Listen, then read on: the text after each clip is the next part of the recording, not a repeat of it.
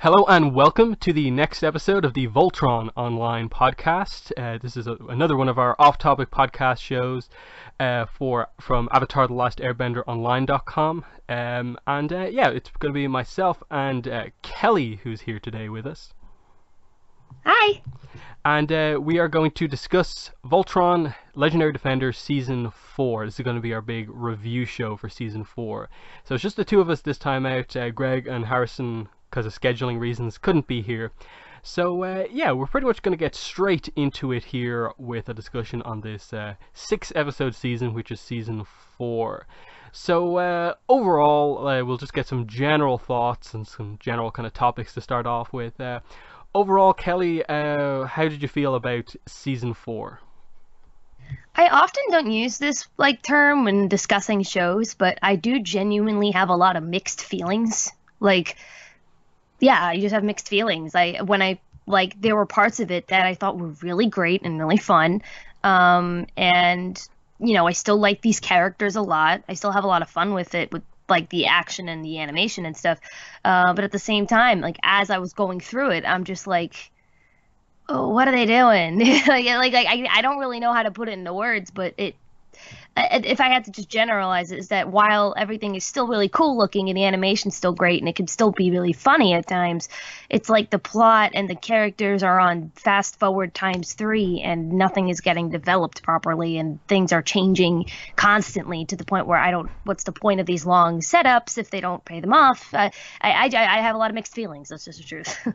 Yeah, it's pretty similar for me. Yeah, there's definitely some really good moments this season, and the quality of animation and stuff like that is still pretty high. But yeah, I think a lot of people with this season are kind of having a similar reaction of just something kind of was up with this season compared to other ones. Because at least I was very impressed with season 3, so I was kind of expecting a lot from season 4 as the continuation of that. But it kind of felt like it kind of was the continuation of something else and not season 3, because there were so many things they didn't reference and then they brought up this other stuff. So yeah, well, I suppose we'll start off again with some of the general topics that I have. The first thing that I really have here is just that the kind of lack of information about certain things, and that this is now, I suppose, 2 of these mini seasons with Prince Lotor as a character, and I still feel like we're very lacking on information with him. And while I do think this was an interesting season for him with what they did, a lot of it did come from the fact that he's just still really mysterious right now, in that one of the reveals that we got was that he did confirm to us that his mother is Onurva, who is obviously Hagar's original name.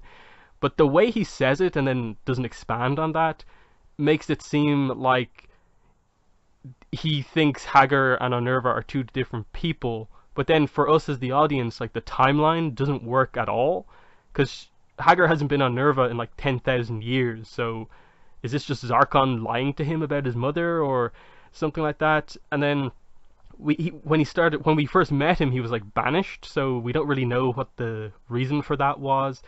And then the other thing with Lotor as well was his group of generals as well, with what they did with one of them.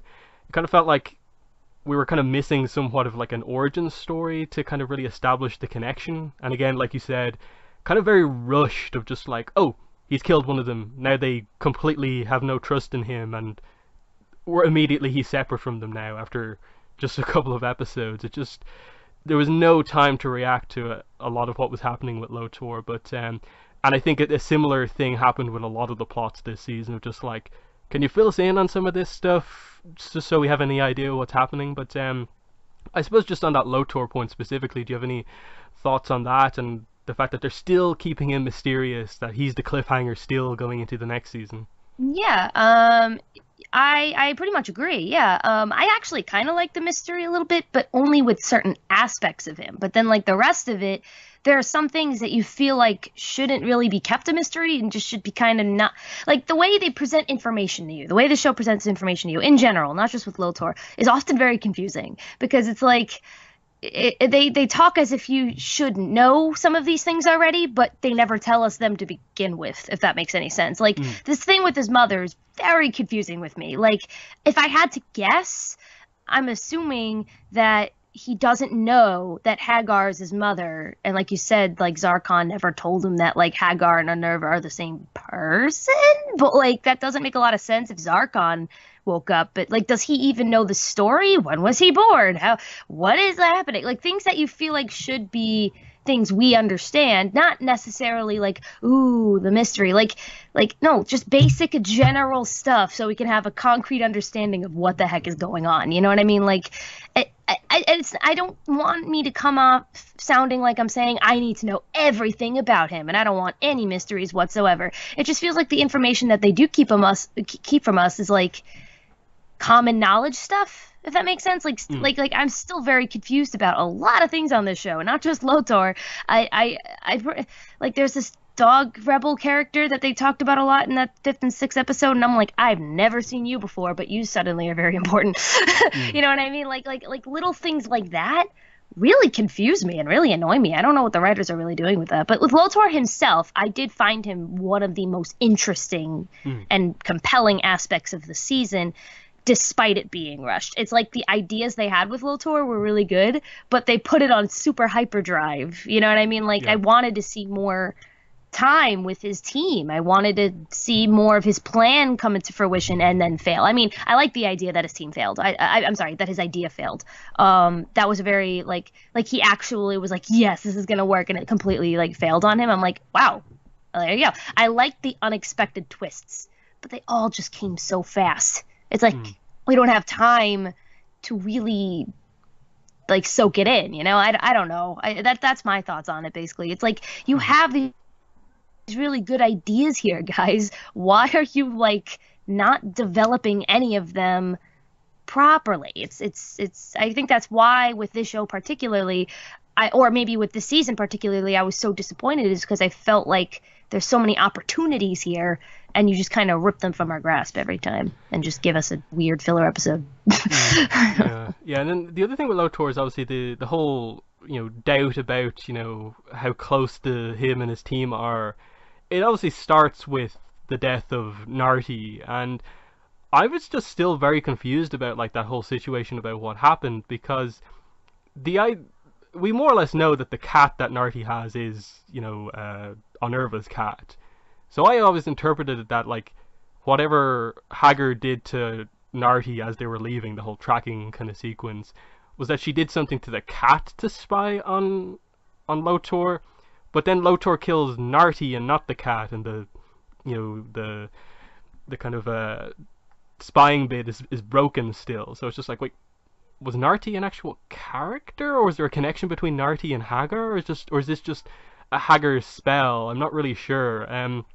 I get it was. If I had to, sorry to interject. I said, if I had to guess, this is what I thought. This was my interpretation of the situation. I think, you know, adding on to the idea that he has no idea that his mother is if this really is the case, if he has no idea that his mother is Unnerva, I'm sorry, that, you know what I'm saying, that Hagar is Unnerva. I think what might have happened was he really did assume that Narty betrayed him, or that she was like an agent of Hagar, right? But what we know is that, actually, I was iffy on this until this season, that Narty's cat, Kova, I think Kova is the name of the cat, is the same cat that Hagar had. So what I thought happened was what you said, that Hagar possessed the cat, not Narty, but Lotor thought it was Narty because that was the only explanation at the time. He couldn't have imagined that, you know, Hagar possessed a cat or something.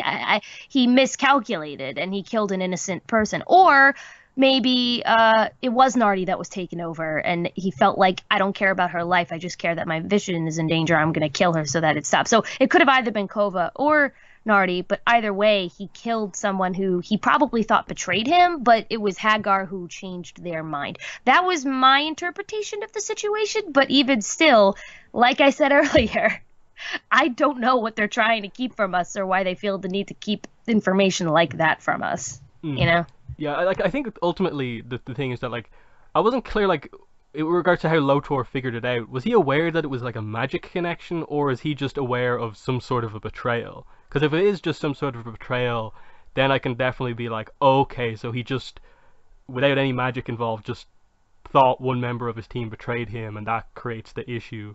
But if he knew if it was like a magic thing, then I felt like you kind of should have had a scene where like Lotor explained to the others what happened and why he felt he had to do that. But again, it's just kind of a little bit of a lack of kind of communication there on this stuff. But I suppose sticking on Lotor, I did ultimately like what they did with him, in that he knew the second Zarkon was back that he was going to be taken out of like temporary control of the Empire, and he knew he was basically going to be like almost exiled again, and he was happily accepting that.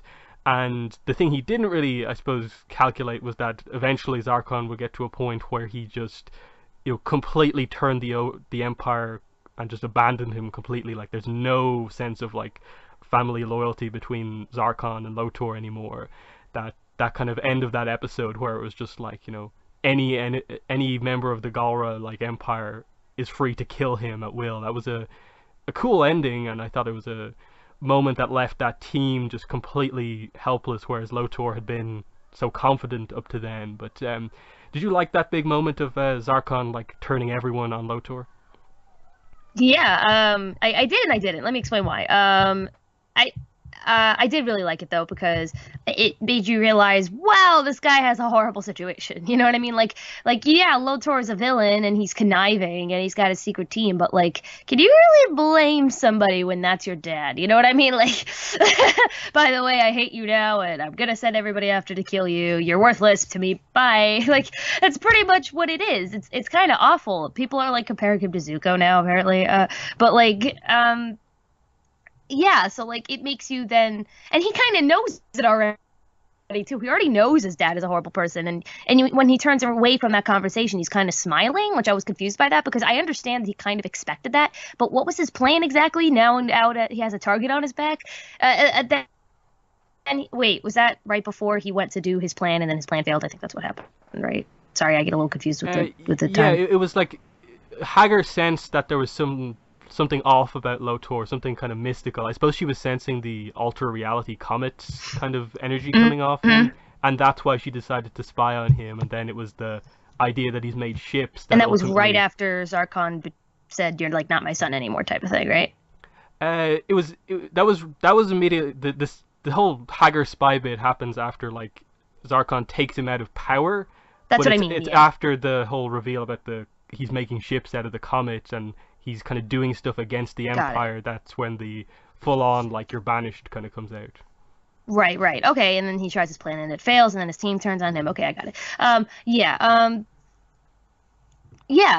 No, but I did like that. Again, I pretty much liked everything about Lotor's story. I just felt like it was rushed. I was invested in it more than the actual other stories half the time. You know what I mean? Like Lotor as a character himself is probably one of the main reasons I'm still watching. I don't know why. He's just especially in season 3, like when I don't know, there's just something more like written better about him right now, but as I will repeat, it all just felt very rushed, and I even I actually really liked the team betrayal thing, because again, like I said, I liked the unexpected twists, and I liked that what's the bigger one's name? Zephyr. Is she dead? I forgot if she's dead. Did she get ejected from her ship? And then the other ship, she's taken into the other ship. The other two saved her. Oh, you're right. I'm sorry, I forgot. When she got ejected from that ship, I just really assumed she was dead. I was like, oh, damn. And then I forgot after that. Okay, but I really like that Zephyr suggested, look, we've got like a target on our back, and this guy's plans aren't working. We just have to straight up betray him. I was just like, whoa, where did that come from? But like, she's not wrong. You know what I mean? Like, they don't want to die. Lotor's on the losing team now. He was on the winning team, and the moment he was starting to lose, his team betrayed him. Even Alexa. I don't remember. Oxia, the one who has the connection to Keith. Thank you. Yes. Yeah. Yes, Oxia, that guy, that girl. The fact that she was the one to like do that and was so upset about Nardi. Like, these are really cool ideas. It's all rushed. I don't really have anything else to add. Yeah.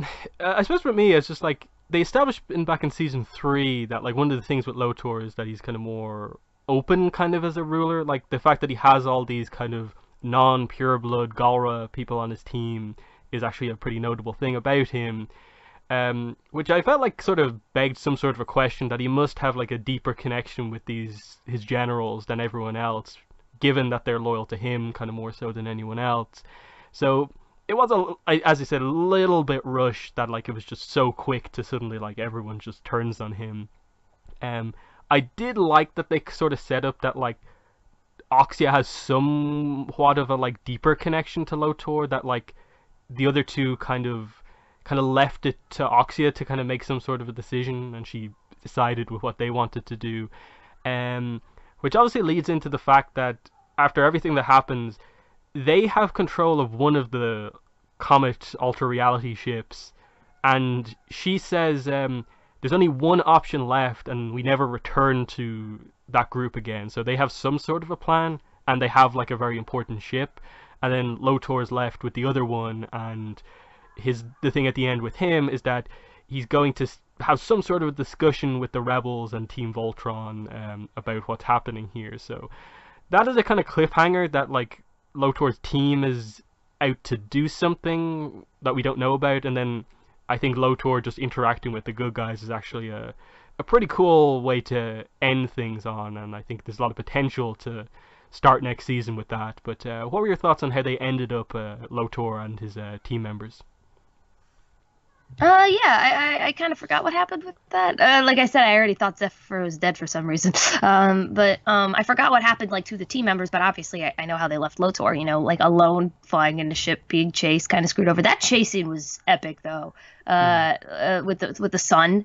That was cool. I didn't know what was going to happen. I really thought he was going to like die, but I was like, wait, that's not going to happen. But like, which I'll get that to actually, I think that'll be my next point, but which is another thing.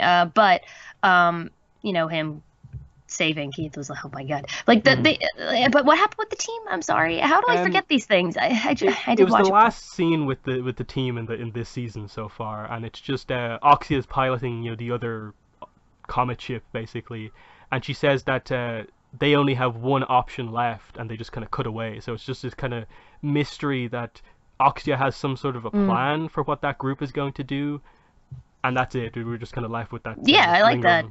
I like that. That's it. Like that's a good cliffhanger. You know what I mean? That's a good.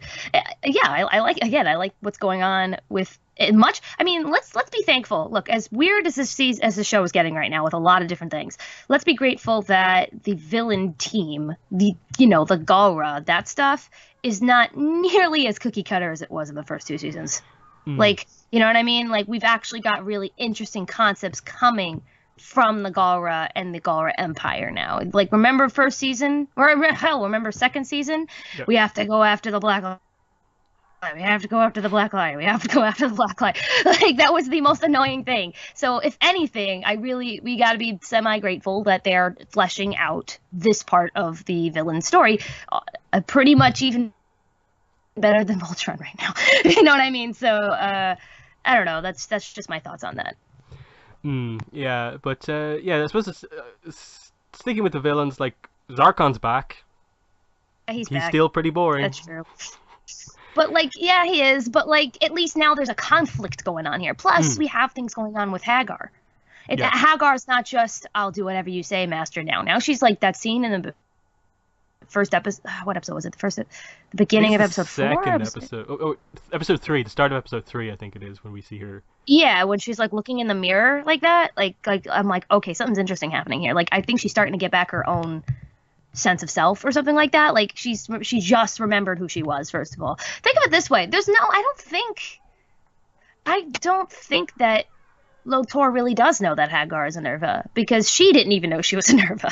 You know what I mean? Like, she only just discovered she was a Nerva. So, I mean, again, the way the show's presenting this information is really wonky, but to me, I think that's what makes it interesting. So, yes, I agree. Zarkon's back for some reason, but it's not that bad, because now there's inner conflict going on. You have interesting characters like Hagar and Lotor, maybe going to start conflicting with the all-evil, really uninteresting Zarkon. You know, it's like Ozai. You know Yeah. what I mean? It's like Ozai and Azula. It's starting to shape up to be something good. I'm just hoping it doesn't fall on its butt like a lot of the other ideas are, you know? Like, I don't know. Uh, so yeah. Yeah, and then there's obviously still I assume this won't be covered until like much later down the line, but obviously what the flashback episode revealed to us was that to some degree, both Hagar Arnerva and Zarkon are being controlled or influenced in some way, or have been changed by that dark energy being thing from the planet Dibazol, the kind of warp gate through there. That wasn't mentioned at all this season, and it's obviously still somewhat of a mystery about like how much of who they are right now is because of that or what. But I assume we will eventually at some point see Voltron fight that dark energy again, kind of, one Avatar versus Vatu style at some point. So, but that's just another one of the plot points they didn't touch upon again, which I'm okay with it because that feels like a very end game type plot. But I don't know. Did you put any thought into that stuff from the flashback that we learned about them in this season? Not particularly because they didn't bring it up, and often there's so much information being thrown at you, or little information being thrown at you, or information that we don't know the context of, that I tend not to think about like other like stuff from. I'll like go to the Wikipedia page at one point and just like the Wikia and just read all the stuff on it because I do actually get lost. I don't know how. This is not the most complex show in the universe. It's pretty, but like I guess the way they present the information to me makes me get confused. I don't know. I know what you're talking about though. You're talking about the portal, but didn't they blow the planet up? Allura's father blew up the planet to close the portal, or did it open back up? Wait. But Zarkon and Hagar were possessed by it to some degree, so it's Right. still alive, kind of, I suppose. Yeah, through there's them still something somehow. going on. Yeah, that's true. I'm sure they'll bring it back. But that wasn't something that was on my mind. I don't know. But I suppose what's the first talking point you want to bring up? Right. Mine's kind of an obscure one that I remembered when I was talking about Lotor earlier, particularly with the sun, the chase of the sun. I wanted to talk about something I really liked this season that I thought was an improvement on other seasons, and that I really liked how this season handled the weight of death and war. Like what I mean by that is in season. Do you remember at the end of season 2 when Allura and Karan save Voltron in the middle of the fight, and then they get shot by a laser, and you think Allura's dead or something, and they're like, no, and then they're like, we have to fight back, and then they just cut back to the ship, and like everyone's fine on the ship, and you're just like, what the hell? Like very strange, right? Like that felt, oh man, is this show never gonna actually like take death seriously or have any real weight to it because they're just gonna keep, saving everybody? I don't know how the season did it, but the season put me in a state of mind, in a mood, with the deaths of minor characters throughout the season, particularly with the Pidge episode, and even with the first episode. And if you just look throughout the whole show, there are like, that there is death happening, and it feels very weighted. It put me in a state of mind where when the characters were in genuine danger, I wasn't thinking, oh, and how are they're gonna get out of this just fine, and I don't care. Like I kind of got into that mindset of season 3 and season 2 when that happened.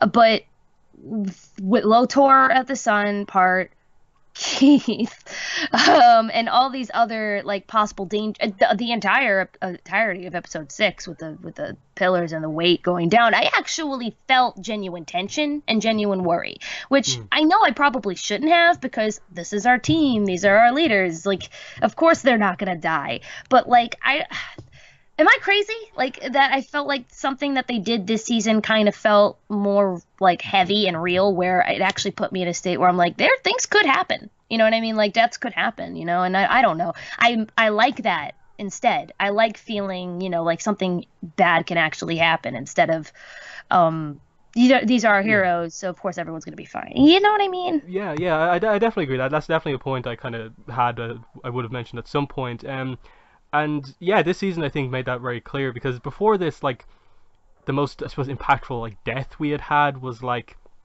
the AI remnants of like Alfor and Allura having to kind of like delete them in that season 1 episode. The death of Antok from the Blades of Marmora in the season 2 finale.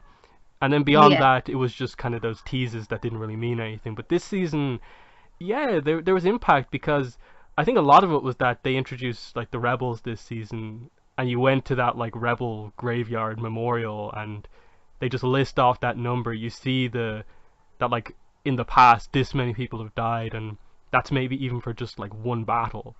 And then like when they fired the Zyforge cannon for the first time in the final battle, you see like some characters that you've had a little bit of focus on in like the previous minutes just be killed completely, and that's like a third of the rebel force gone. And there's Hmm. actual impact there because like Matt's one of the rebels. Like, what if he was on that ship? And like we kind of care about some of those rebel characters now. And then yeah, like even Keith no longer being in like an invincible line almost. Like suddenly he's heavily at risk because the Blades go on these really really risky missions, and he nearly dies like 4 or 5 times this season on those missions. Um, so I definitely felt that that was kind of pretty well done, and it just really worked well that to get that stuff across, that like you were wondering how the timing was going to work out when they were hiding behind the asteroid and the laser was coming through, and when Keith's hit would come in and it just saves them right at the end. And then yeah, just a case of like even the good guys, like they're probably killing a lot of Galra soldiers in all of this that's happening. They usually take a lot of the impact away by having it be like most of the Galran forces are like robots, but they had to have killed a lot of people in this as well. So it's kind of both sides are losing a lot, and then I do feel like the whole idea of like the planet Noxia at the end being revealed to be like a giant kind of gravity bomb type thing worked to just get Yeah. across like how like kind of evil the Galra Empire are, with in that like maybe I'm wrong here, but like the interpretation that I have is that like there's kind of like a planet like that at like every corner of their empire, just in case a corner of their empire gets taken over, and they can just take out anyone who's taken over it. That is just this weapons of mass destruction thing of like they are really evil, willing to destroy planets to you know do what they have to do. But anything else you want to add about that? Not particularly. You pretty much hit the nail on the head with what I brought up with the point is that I don't really know how exactly they did it, like what techniques they used, like execution, to make me feel like they took death more seriously as a possibility in the season. I mean, one would be the idea of this bomb, like you said. Like I almost forgot about that part for some reason, even though I was genuinely like, oh, that's awful. When I saw it with the it'll take out like massive solar systems, like a bomb that'll just take out massive solar systems for their convenient needs, because up. I guess these but we can't take control back over this. Let's just kill everything on it. Like it's crazy, and it's weird because usually with big things like that, you go, of course they're the bad guys. It's a big thing, but like it, for some reason it is like it feels like heavier in this show than just your typical bad guy doing bad things. I really wish I understood how they did it this time around compared to other seasons. Maybe it was like taking like I think one scene that I thought particularly hit me was Pidge talking to that woman who thought she looked like Matt Mm. in episode 2. I thought that scene was handled very well. And like you said, a third of the rebels not casually, but they had to go. We just lost a third of our fleet. Like I think in the 5th episode, you know what I mean? Mm. Like in the fight, and you're just like, wow, okay. Like good guys are dying. You know what I mean? Even though we don't know a lot about them, for some reason it kind of resonated more. Another point I wanted to bring up is that you're right. The Galra, like they have the robots to like, if they are gonna, it's like it was like that first 2 seasons of TMNT thing where like, or no, I'm sorry, the second season of TMNT where they turned everybody into robots so that they could do more violent action or something like that. That is a point. You're right. So it doesn't feel as heavy. However, I will point out a scene that I still remember, but I don't remember which episode it's from. I think it was a Keith mission. It was a Blade of Malmora mission. I think it was episode 5 or episode 6. Those two I honestly get mixed up at this point. And the generals are talking in like the war main general ship room, and you just hear like a stab, like a like Mm. that Keith just slaughtered like a living Galra, not a robot, off screen. And then when he hits the other Galra, he hits it with the back of the blade. And you're like, if you just slaughtered that one guy who was talking to you, I think you would have also slaughtered the other guy. But because we can't show that much stuff, I understand why they didn't do that. But I appreciate that this show goes as far as it can. I think that's what I like about it. The show kind of goes as far as it can in regards to death and violence. So maybe it can go a little farther, but you got to remember a lot of kids are watching this show. It's a DreamWorks show ultimately. So I don't know. Do you know what scene I'm talking about? Like you rewatch so, 5 or 6 or something, and I was just like, oh dang, you know what I mean? Like you hear it very clearly, so even though you don't see it, it still kind of impacted you. I was like, oh geez. But that's the thing of war, you know, that's gonna happen. Those things gonna happen. I don't know. I just wanted to bring up that point because I feel like not a lot of people are gonna be talking about that. I wasn't sure if it was because it was just me or I don't know. Yeah, like even the death of that Blade, what was his name? Regris, I think his name was in like the first episode. That like. They kind of set up like how the Blades take on their missions, and like Keith wants to save him, but no, they just barely got out the door before it exploded, and he was right there in the middle of the explosion. And that's like the second time that happened to Keith, because the first guy, the rebel who was doing all the flash drive stuff in season 2 or something, or season 3, I don't remember. Like he was like, it was like the same exact situation where the guy has to stay behind and put the code in the thing and blow everything up. And I'm sure Keith is really tired of that, but I think that also leads to why he makes that decision in episode 6, which we'll talk about, I guess, when we get to Keith. But yeah, you're right. It's all very heavy. Yeah, because like just the setup for that, like why that bomb even happened was just like they're putting out these like bait ships basically that are set to explode if they go into the control room to just like kill people, that they're willing to sacrifice like a lot of like machinery to just take out anyone who's against the Empire. But yeah, the next point I'll bring up is I suppose we'll get into the 4th episode, the Voltron show, which definitely has been like a major talking point with regards to like really you kind of have this very comedy centric, not very plot or character important episode in the middle of like your smallest season, and the season that kind of feels like it has like the least amount of information in it.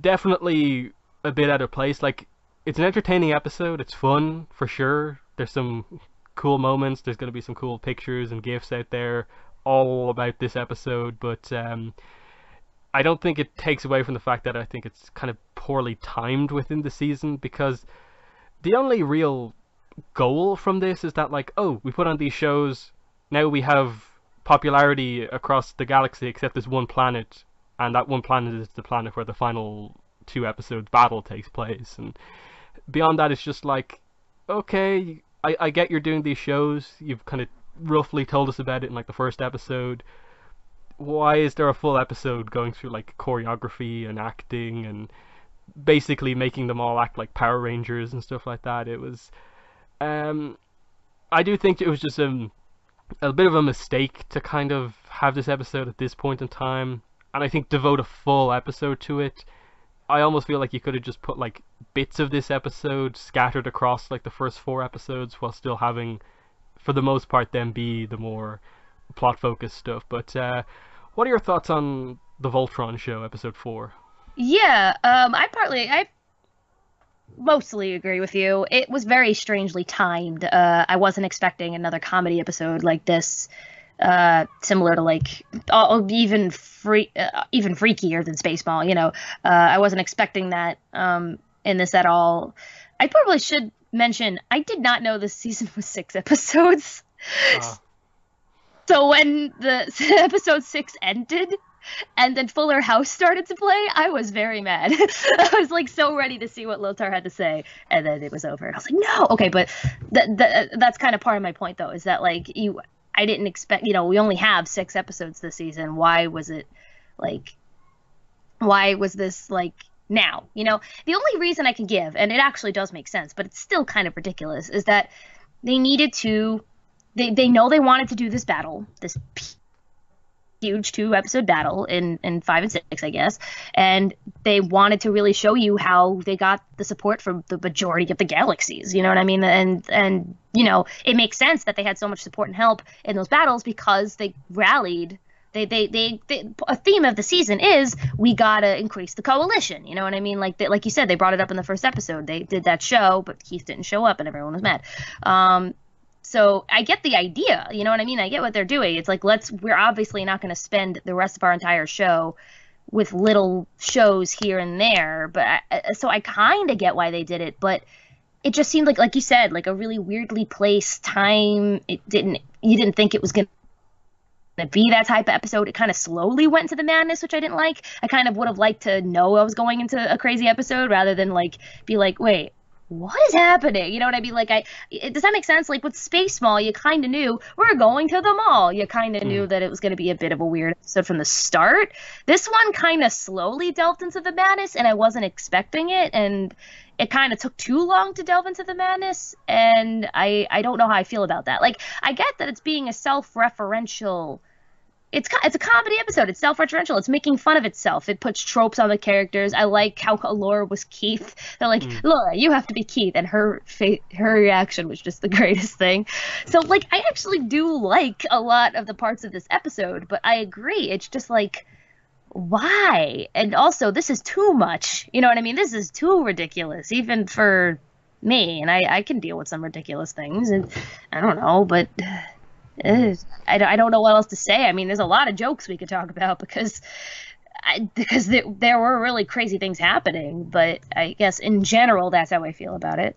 Yeah, like the whole the Bebo Bee people or whatever they're called, the Bebos. They were like really fun. One of the more like unique, fun new species they've introduced. The other thing I noted watching this episode for the second time was just kind of like, this is kind of meant to be our like Ember Island Players type episode where like, okay, we're kind of making as you said, tropes out of each of the characters, but I'm just kind of like, with Hunk, this is a little bit kind of too close to real Hunk, in that like, I get you're hamming this up a lot, but like, how far away are we from actual Hunk? It's more like we've put fart jokes in the place of like I'm a chef jokes, and you know, he still is more or less the clumsy member of the group. Similarly with Lance, kind of like Loverboy Lance was funny, but yeah, you kind of do use him a little bit too much for that, and like there's not that much else to those characters, so it was a bit like, it's fine when you do that. That's what they're commenting on, though. Like, I feel like that's what, but they do it too. But like you said, it's too close. It's like it's almost like they're recognizing that they do that, but acting as if that's a good thing. You know what I mean? Like you're right. Like they're pretty much. Karan is just making them a more extreme version of the stereotypes we've seen them be throughout the show. And I kind of like that. But at the same time, you're right. It's too close. Like, yeah, but you guys shouldn't be proud that you've made them this close to their extreme parts of themselves, you know? Like you said with Hunk, I'm so glad they didn't do any food jokes. Oh my God. I was like, okay, at least they didn't do any food jokes.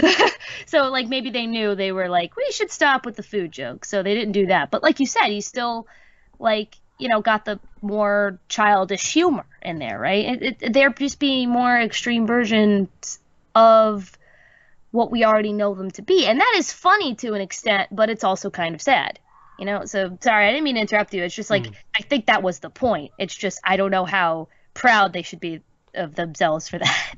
Yeah, because it's like comparing this to like Ember Island Players, and like with Katara in that episode, they make fun of the fact that she's often is very emotional and gives these speeches, and like, yeah, that's one aspect of Katara, and I think Katara herself can like be embarrassed about that watching it, because we know that there's much more to her. But like with Hunk, it's kind of like, yeah, the only thing they're not really mentioning here with like humorous Hunk is the fact that he also is very tech savvy as well.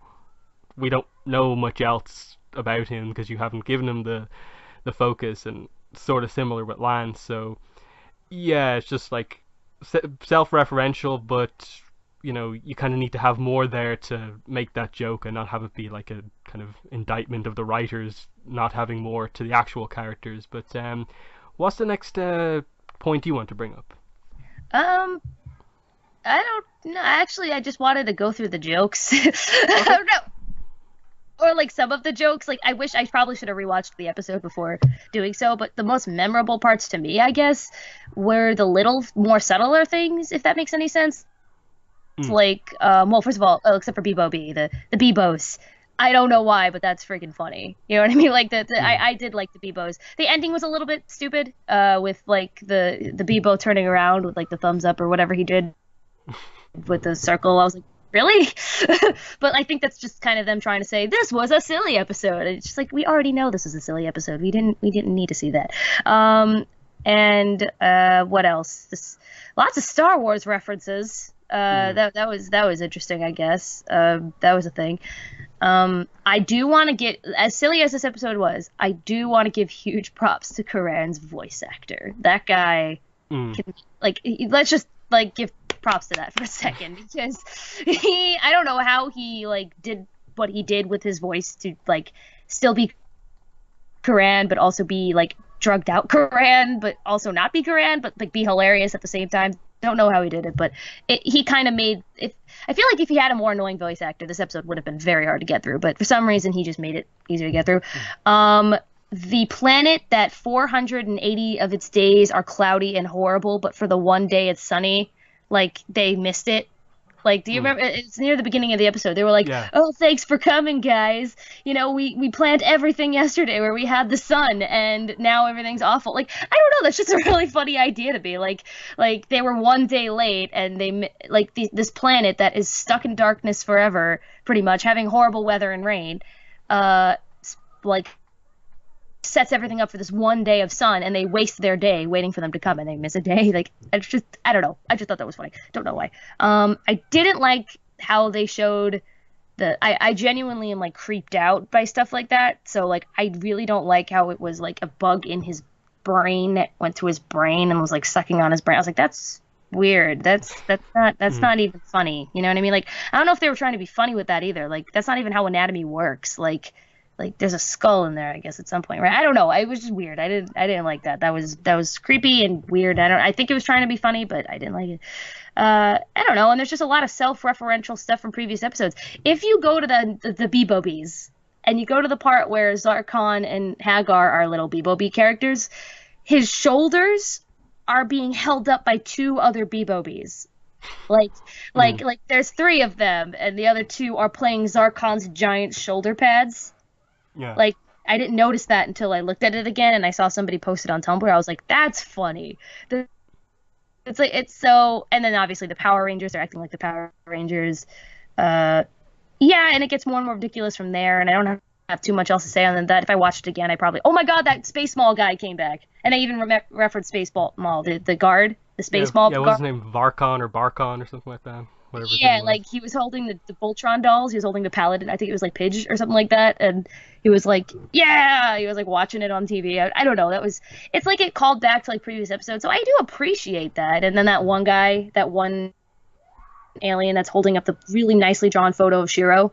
And it's like better than Shiro with the weird Mm. hair. It's like, that's the Shiro we want on this fan art over here. So yeah, there's obviously a lot to enjoy with this episode, but you also have to go, what were they on? And why now? Mm. Yeah. And The other, I suppose, joke was, I don't know, maybe it's reading too much into it, but I know a lot of people have brought this up when Karan says the whole thing, like, all of you are fired except Shiro. We can't replace him. He's the most popular character. I'm not sure if that was meant to be some sort of a jab at the fact that, like, I think Lauren Montgomery and Joaquin Dos Santos have both come out in interviews and said that the reason Shiro wasn't away for too long after his disappearance was that because they were kind of forced to bring him back by, like, the higher ups at DreamWorks or Netflix or whatever. oh, Was that, I don't know if that was what this was meant to be a reference to, about, like, I'm sure that was a jab at that. They would do that. I think they would do that. I didn't even realize that though. I didn't even know that was a thing. I didn't that the reason why Shiro was forced to come back in like 4 episodes was because the people at DreamWorks were like, bring him back. He's in all our merchandise already. You know what I mean? Is that yeah, is that kind yeah, of they basically said that, that they had to sell Shiro toys, so they kind of had to bring him back. God, it's like Teen Titans all over again. Oh wow. You know, Mm. I should have realized that sooner. Because I was Mm. going, why did they bring him back so soon? And another point I was going to bring up in another later point is I think you know what it is. It's something that really pissed me off about the season too. But yeah, huh? Yeah, I didn't know that. I'm sorry. I'm sure that's what they were referencing. I'm positive that. You know how I know that? Avatar would do that too. Remember that episode in remember Sokka's Master? Mm. Where Aang had that like giant weird dragon knight armor on, Oh and he yeah. was like, "What about this?" And they were like, "I think that's a bit too much." They said that that was a reference to the toy companies wanting that outfit on Aang in the toys, Yeah. like legitimately that exact outfit. And you're just like, basically, the lesson of the story here is that toy companies are garbage when it comes to how they affect the lore of the show. You know Mm. what I mean? Like we'll get shows canceled because people aren't going to buy girl toys, or we want the entire plot of story to change because this character is too popular, and we want to sell toys of that character, or we'll reboot Powerpuff Girls to sell just to sell toys with horrible animation and completely losing the point of the original show. Sorry, I just went on my rant there. I think a lot of problems come from toys. Mm. Sorry. Yeah, and especially because like as far as I'm aware, like I haven't seen any of the toys over here in like Ireland, and I'm pretty sure they didn't come out in I the never seen UK, so toys. like, it's only like an American thing for the toys right now. Even if they are, I've never really seen them. Then again, I don't go to like kid Toys R Us stores all the time. Which, by the way, Toys R Us I think are closing down. Mm. Which is insane. I don't know. You guys don't have a Toys R Us over there, but like Toys R Us is like the biggest toy store in America. Yeah. Like it's just like toys everywhere, and just it's I think went bankrupt. So it's just like, wow, this is a sad time in life. So if anything, I guess you get their desperation. You get their Mm. desperation. They're like, we need to sell toys. We're losing the idea of toys, and but then that's choking the creative liberties of the shows.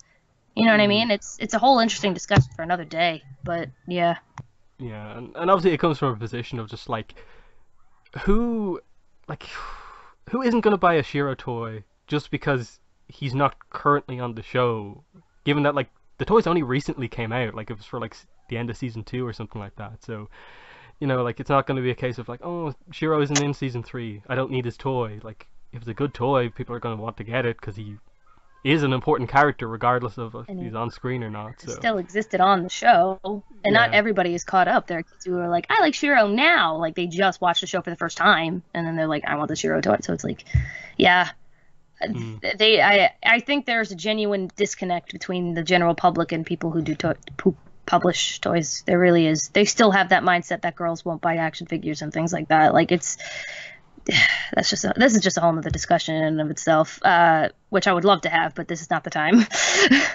Yeah, okay, so we'll move on. I guess we'll go back to the first episode and deal with what that focuses on, which is primarily Keith and Shiro get focus in this episode.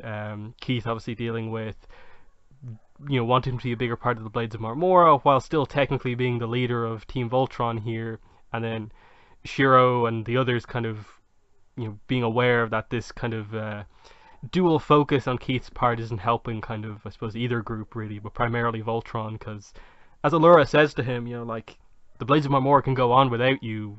We can't right now because we need you to pilot the Black Line. And eventually, obviously, what happens is that Keith is away on a mission and it takes longer than expected. Shiro, basically has to almost like force a connection with the Black Line, and ends up kind of taking over that position again, and this seems to give Keith the out he's been looking for in a way. So I think there's some issues with this with regards to like how quickly this happened, given that season 3 was so focused on like Keith and leadership, that sort of an arc.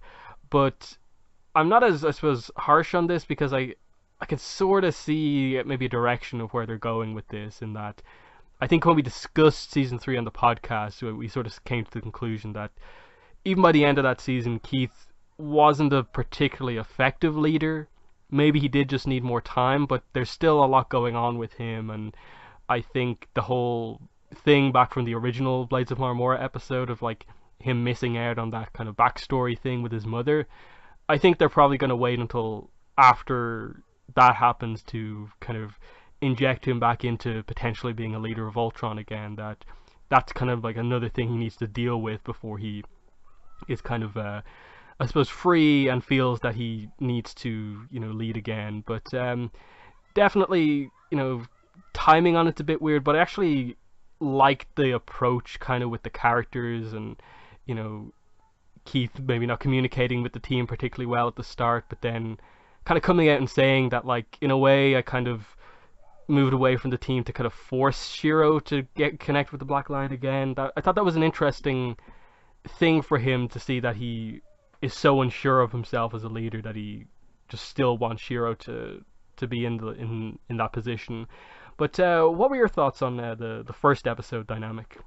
I don't know. I partially agree with you, but overall, you say you can see a direction in where this is going. I can't. It kind of maybe I'm just being too blindsided by how far left this suddenly turned, but it almost kind of feels like they don't know what to do now that Shiro's back. Like I thought they were really setting up something here where Shiro had this new position on the team. I don't know. They keep telling us over and over throughout season 3 and the beginning of season 4, in this first part of this episode, that Keith is going to be the leader and that Shiro's going to take on this other role. But they completely just turned right, or I don't know how to explain it, like they just out of nowhere, they brought in this Blade of Malmora thing, which was never brought up before, other than that Keith, yes, did have a connection with the Galra and likes the concept of it, but like we never seen him.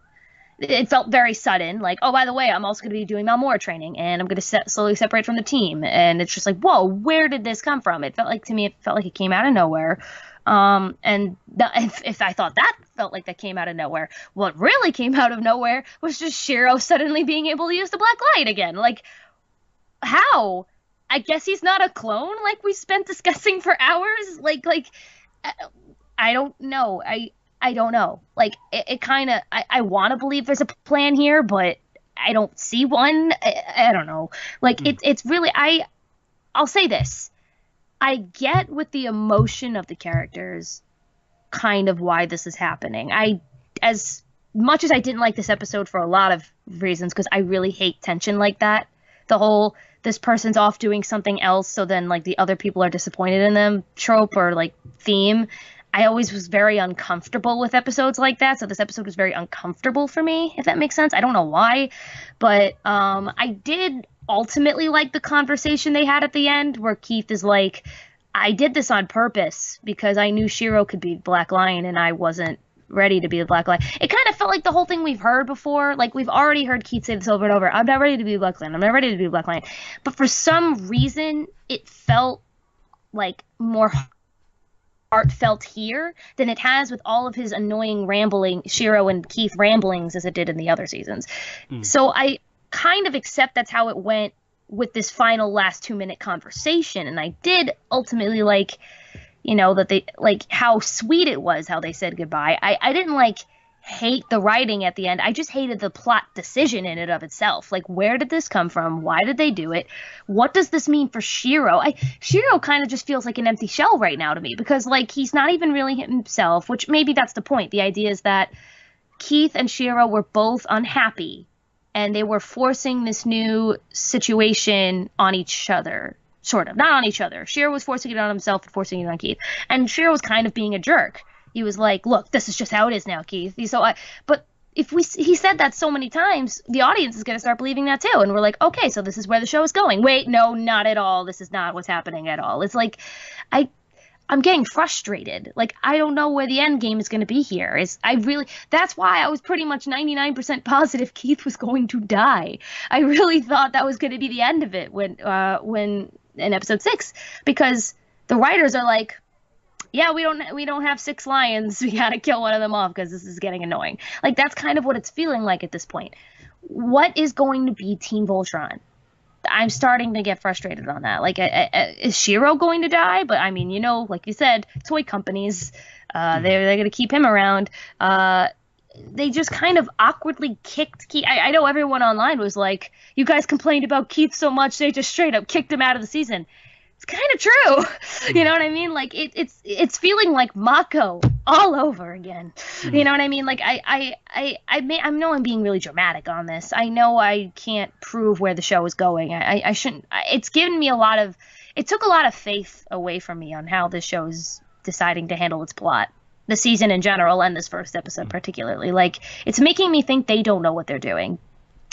Again, I could be wrong. I know I'm being very pessimistic. Just something felt very, really off about it. I mean, you can't tell me you were a little bit like, what? When Shiro suddenly got the Black Lion working again.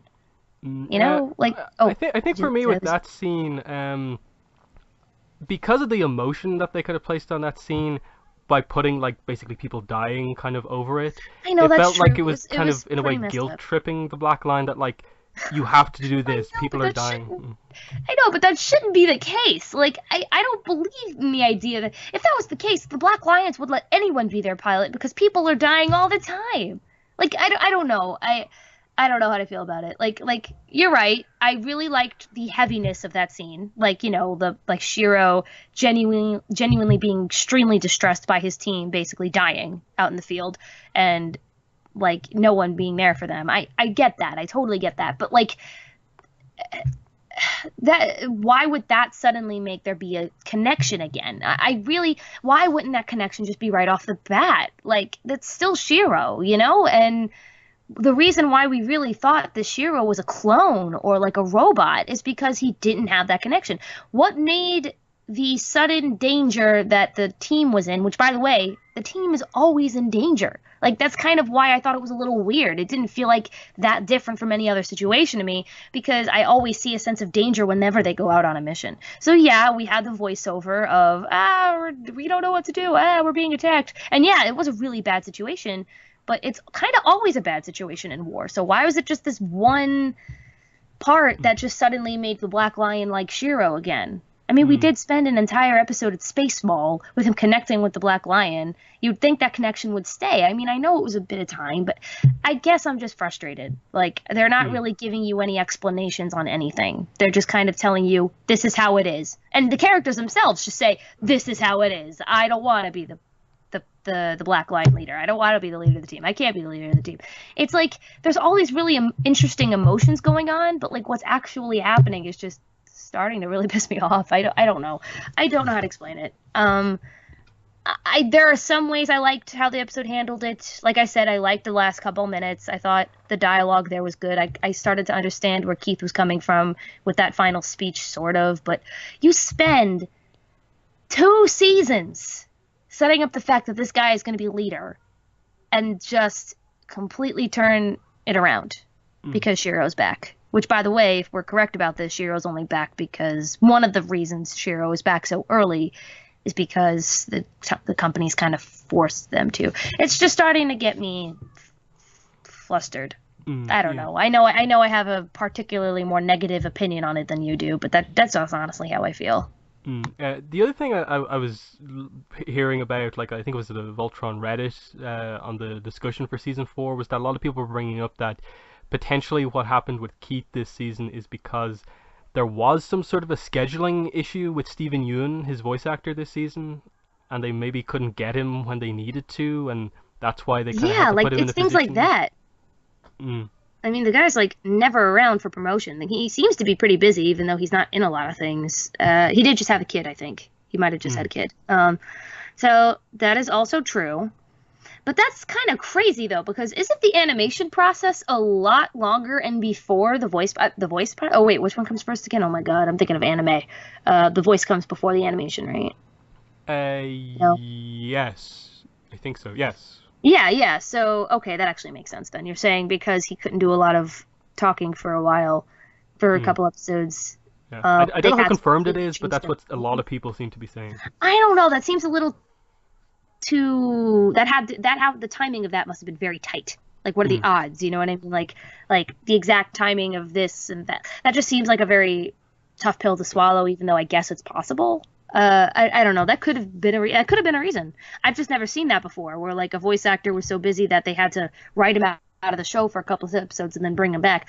But if that's the case, that's the case, and I understand why they couldn't really do much about that. I guess it's hard making a show. If one little thing goes wrong in production, your entire story gets cafoodled, or whatever word you could think of, you know, and maybe that is what happened here. Maybe you're right. I don't know.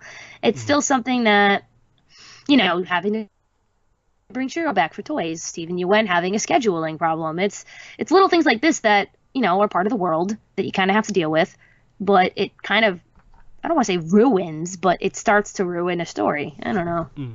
Yeah, and then I suppose that the final thing here is that in terms of like why I can sort of see maybe where they're going with this is that they have plots kind of, I think, there that they can kind of choose to present to us with both Shiro and Keith, and that the whole Project Kuron or whatever it is with Shiro, and whenever they decide to do whatever they're doing with the fact that how Shiro came back was quite weird, that really only back then there was kind of weirdness around him. They didn't really bring it up all that much this season. But that is something that's there, that they've said that there's some sort of a project thing that relates to how Shiro escapes. So that seems to be a way where potentially you take Shiro out as a leader again, depending on what you do with that. And then with Keith, I think the one thing left is that he left potentially getting the flashback about his past, his mother, why he's Galran, to be with Team Voltron. That it was that weird, what was it like? Leave, what was it, die or leave? I can't remember. In the Blades of More episode, there was something like that, where like if he had chosen to stay, he would have died, or else he decided with Team Voltron because they were his family. Now he's kind of like moved away from the team, so it makes sense that he's now kind of open to potentially get that flashback, and if he's still having doubts, something like that, some sort of a connection with his mother, depending on who his mother is in the Galra Empire, could be some way to give him confidence within like his Galran heritage to become some sort of a better leader and have that confidence again. So that's how I can see that sort of happening, and potentially if there is kind of reasons outside of the show for why that maybe couldn't happen this season, because they had to bring Shiro back sooner rather than later as was plan was, and then Steven Yeun wasn't around. Maybe that's why something like that didn't happen, but I can see the potential because there is stuff set up with those characters. Like unlike like a Hunk or a Lance, those two characters do actually have something you can actually do in the future that's been referenced so far. So that's why I have some faith in this, even if I wasn't 100% happy with how they did it. But what's the next thing you want to bring up, Kelly? I probably should have been thinking about that, but I was very overwhelmed with my intense feelings on how this show is going. Oh darn. Okay, actually, I do have a point. I really like. I'm not gonna talk about Pidge with the Pidge episode yet. We can get there, but in general, outside of the comedy episode, I really liked how this season kind of made Pidge and Hunk kind of more relevant and awesome. I don't know if you know what I mean by that, but like, they were being science people. I was gonna say bros, but Pidge is a girl. Like I just felt like how last season I made the joke like RIP character development Pidge and Hunk. I'm not saying they got like major character development this season, particularly Hunk, but they felt like they got more of this focus. There was an entire scene where they like took over a Galra ship or something like that. I can't remember like what they were doing, but how they did it was really cool. I don't know. I just wanted to talk about Pidge and Hunk like working together in the season because I thought that was kind of cool.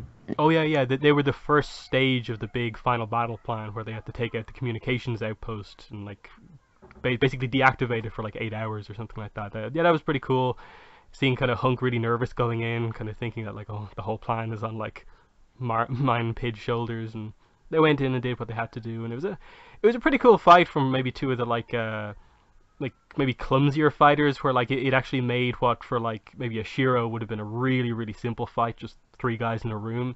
It was actually a bit of a battle that like Hunk kind of overpowered one of them. Pidge took out one of them pretty quickly, but then she got overpowered, and I liked how kind of Hunk basically used like the people's elbow, the Rock's wrestling finishing move to kind of take the guy out in the end.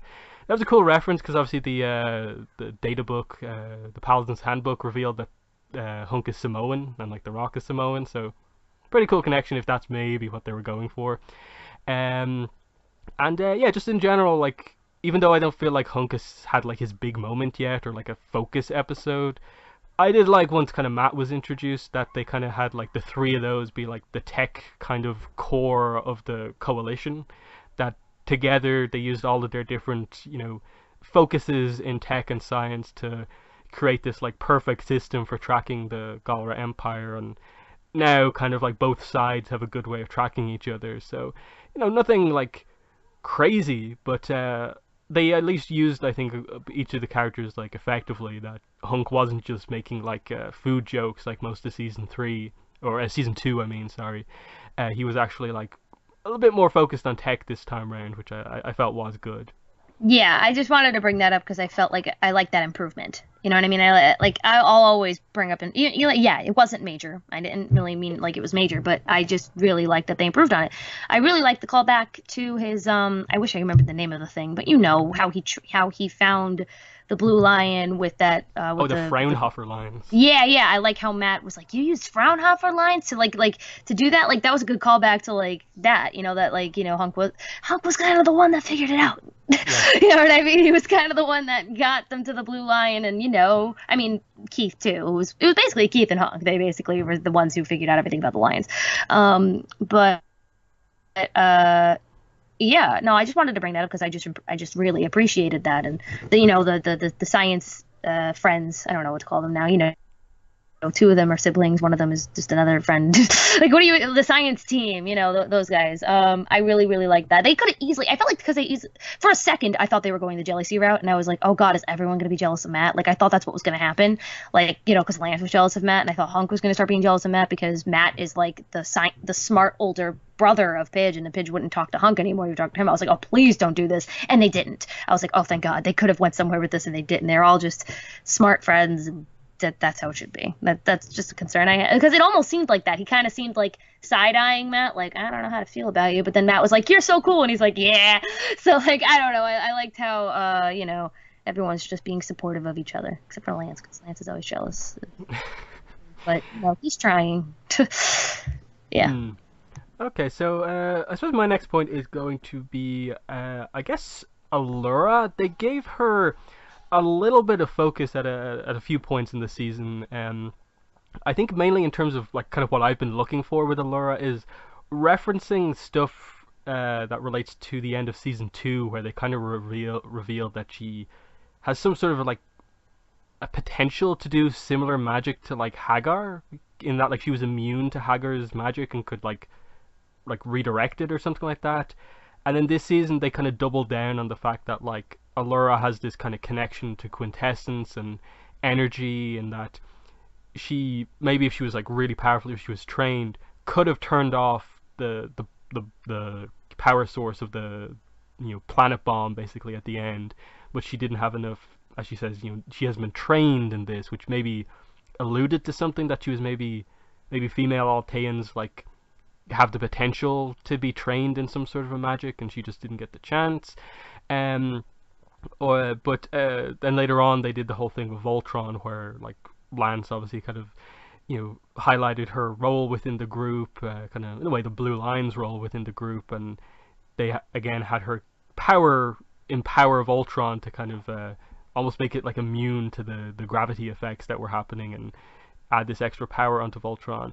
Not really sure if it's going to be like this like ongoing like power up that Voltron can use when it has to, where they can just like ask Allura to give it the kind of extra power boost thing when they need to, or if it's just going to be like a desperation move every so often. But I thought it was a nice moment to kind of highlight probably one of the more confusing, maybe like what role does the Blue Line really play, and like really make it clear here that the heart of Voltron is makes perfect sense for Allura as a character, and also the Blue Line in a way as well.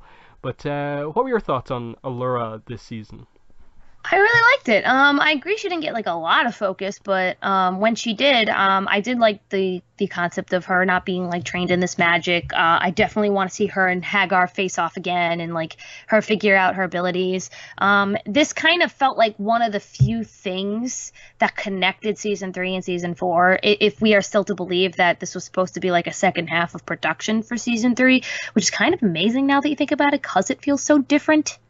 So maybe that really was never the case. Like maybe this really was going to be like a season 4, but I don't know. But this is one of the few things, like I said, that I think connected to season 3, because earlier on we knew that Allura was having doubts in her abilities like that, and yeah, she technically did eventually take control of the Blue Lion, but she still didn't know like everything, and she was improving, but we never got the sense of how she felt about her improvement. And you can kind of tell here that throughout the season and in these last episodes, that she still felt like she wasn't capable of a lot. You know what I mean? So while I was like, oh my God, this is insane. Like, how are they going to get out of this? And while I think the way they kind of got out of it was a little Deus Ex Machina, just a little bit. I freaking loved that speech that Lance gives her, Mm. and her putting together that she can do this for the team, and just finally getting a sense of, we finally got a good sense of like what the Blue Lions qualifications are. I was like, thank you. I was gonna get online on the Q&A at New York Comic Con and ask that question, but then like apparently everybody already lined up 30 minutes beforehand and were just sitting in the aisles, and I didn't see. People are crazy. But I was gonna be like, what are the qualifications for the blue light? Like, I was literally gonna ask that question. So I felt like I kind of got my answer here a little bit, not perfectly, but like it felt like a really awesome bonding moment with Lance and Allura and the Blue Line in general. And it just, I don't know, I just really was like, yes, when I was watching it, even though at the same time I was like, this is convenient and out of nowhere, and I don't know if this would really, that much magic can just do this with all this gravitational field, but okay, you know what I mean? Like, I was just kind of accepting it because of how cool it was. Does that make sense? Like, I Mm. don't know.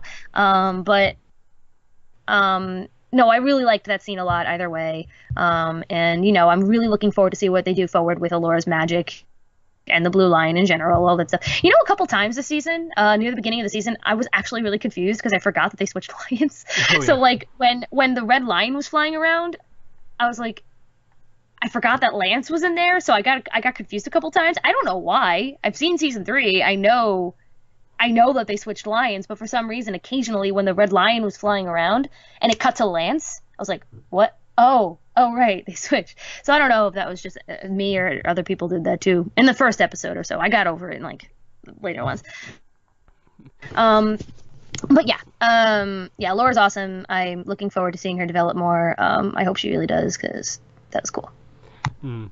Yeah, there's definitely kind of some weird things about like the power ups, and that like someone pointed out that like where's the black Bayard gone? Like who actually has that? Like is it still there? I Like don't know. because like did Keith ever use it? I don't think he did. And like Shiro never brings it with him seemingly because he just uses his arm. So and like given that like Zarkon showed that it's like one of the coolest Bayards, at least in how he was able to use it, it's just kind of like really we're not using that weapon at all. And that like I'm not even sure like did they still have it? Like was it left in the line when Shiro went missing, or was it taken with him, or what? It's just kind of gone missing seemingly, but they probably still have it in the same way that like Lance still wears blue armor and like hasn't like shifted to Yeah. wear red armor or That's anything. really interesting to me. How do you feel about that random side point? Um, I I don't can know. understand it for maybe like Shiro and Keith, but like Lance seems like a permanent switch to the red line now, so I almost feel like he'd want to have the red on, but But then at the Keith same would time, it only. is just a costume. Like the colors don't really matter in the middle of the war. But Yeah, it's mm, just the only. I think the only reason it feels weird to me, is because you have two other lines that match. You yeah, have a yellow to yellow. You have green to green. So when you have blue to red and red to black, it's a little bit like what? Or pink to blue. You're like it's a little, and those are like the official art. Like there are posters, there are things for it. You know what I mean? So like, um, what do you mm, call it? It's like this is kind of how it's going to be. You know what I mean? Like you yeah, said, Lance is permanently probably going to be in the red line, but like, uh, I both like it and don't like it. Like it's weird, only because yellow matches yellow and green matches green. And I know there's nothing they can do about it. It's just kind of I don't know. Random side yeah. point. Sorry, didn't mean to Yeah, dive. I feel like we're almost waiting for like we know that there's still probably like at least like in around like 40 plus more episodes because I think we know it's confirmed for the show. The series is confirmed for at least like 78 episodes, so there's still a long way to go. I'm almost waiting for some sort of like a time skip thing where they feel the need to like slightly up age the characters, improve the character designs, and depending on what the situation is with like Keith and Shiro's involvement with the team, depending on what plots have happened or haven't happened, then I can see them maybe switching the colors. That like if like Shiro's missing because of the Kuron project and Keith's back in play, then they'll probably give him new, you know, black armor. They'll have Lance get his red armor there, and maybe change some of the character designs a little bit with regards to like hairstyles and so on. But for now, given that we're shifting around a good bit with the kind of paladins, I get why they don't feel the need to constantly give everyone new armor every time they change. Yeah, I agree. Mm. There was an original point to this. Oh, Mm. But yeah, that's just some of the power up stuff. I suppose while we're still on technology a little bit, Lotor's plan obviously was primarily to get quintessence from the portal, which is he thinks is still present there within Dibazol, even though the planet was kind of blown up to destroy it. But I suppose if they can open up a portal there, it will go to the same place, is his intent. But it doesn't work, even though his ship is made out of the same stuff that like Voltron is, and he seemingly uses the same like system that Voltron uses, where like what Voltron is just line ships made out of comets that has like that's infused with quintessence, which is exactly what he does to his ships, but it doesn't work. So I'm kind of wondering, like, is there more of a goal to Lotor beyond just I'll get in there and get more quintessence? Because I felt like his plan was like, okay, that's fine. Then what? You're still just on your own with a bunch of energy. Like, is there a plan? He does say he's making other ships, in that they at one point they mentioned that we've made 2 ships now, and we've used 60% of the comet that we have, so there's still 40% left to make at least one more ship, I think they say in dialogue. So the end goal for his team would be to make 3 ships, but that seems to be on hold right now. And obviously, in a show like this, you'd maybe speculate that 3 ships, it's probably some sort of a combiner type thing, maybe.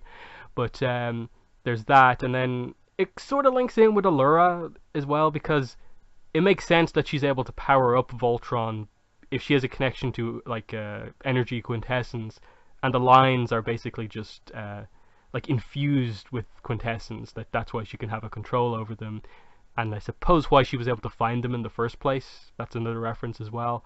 But I suppose the question really is, did you have any thoughts on like, do you think there's more to Lotor's plan and how it relates to like the ships that he's making and so on? I guess, yeah. I mean, there's still a lot of mystery to be had. That would be kind of cool if they try to make like another Voltron or something like that.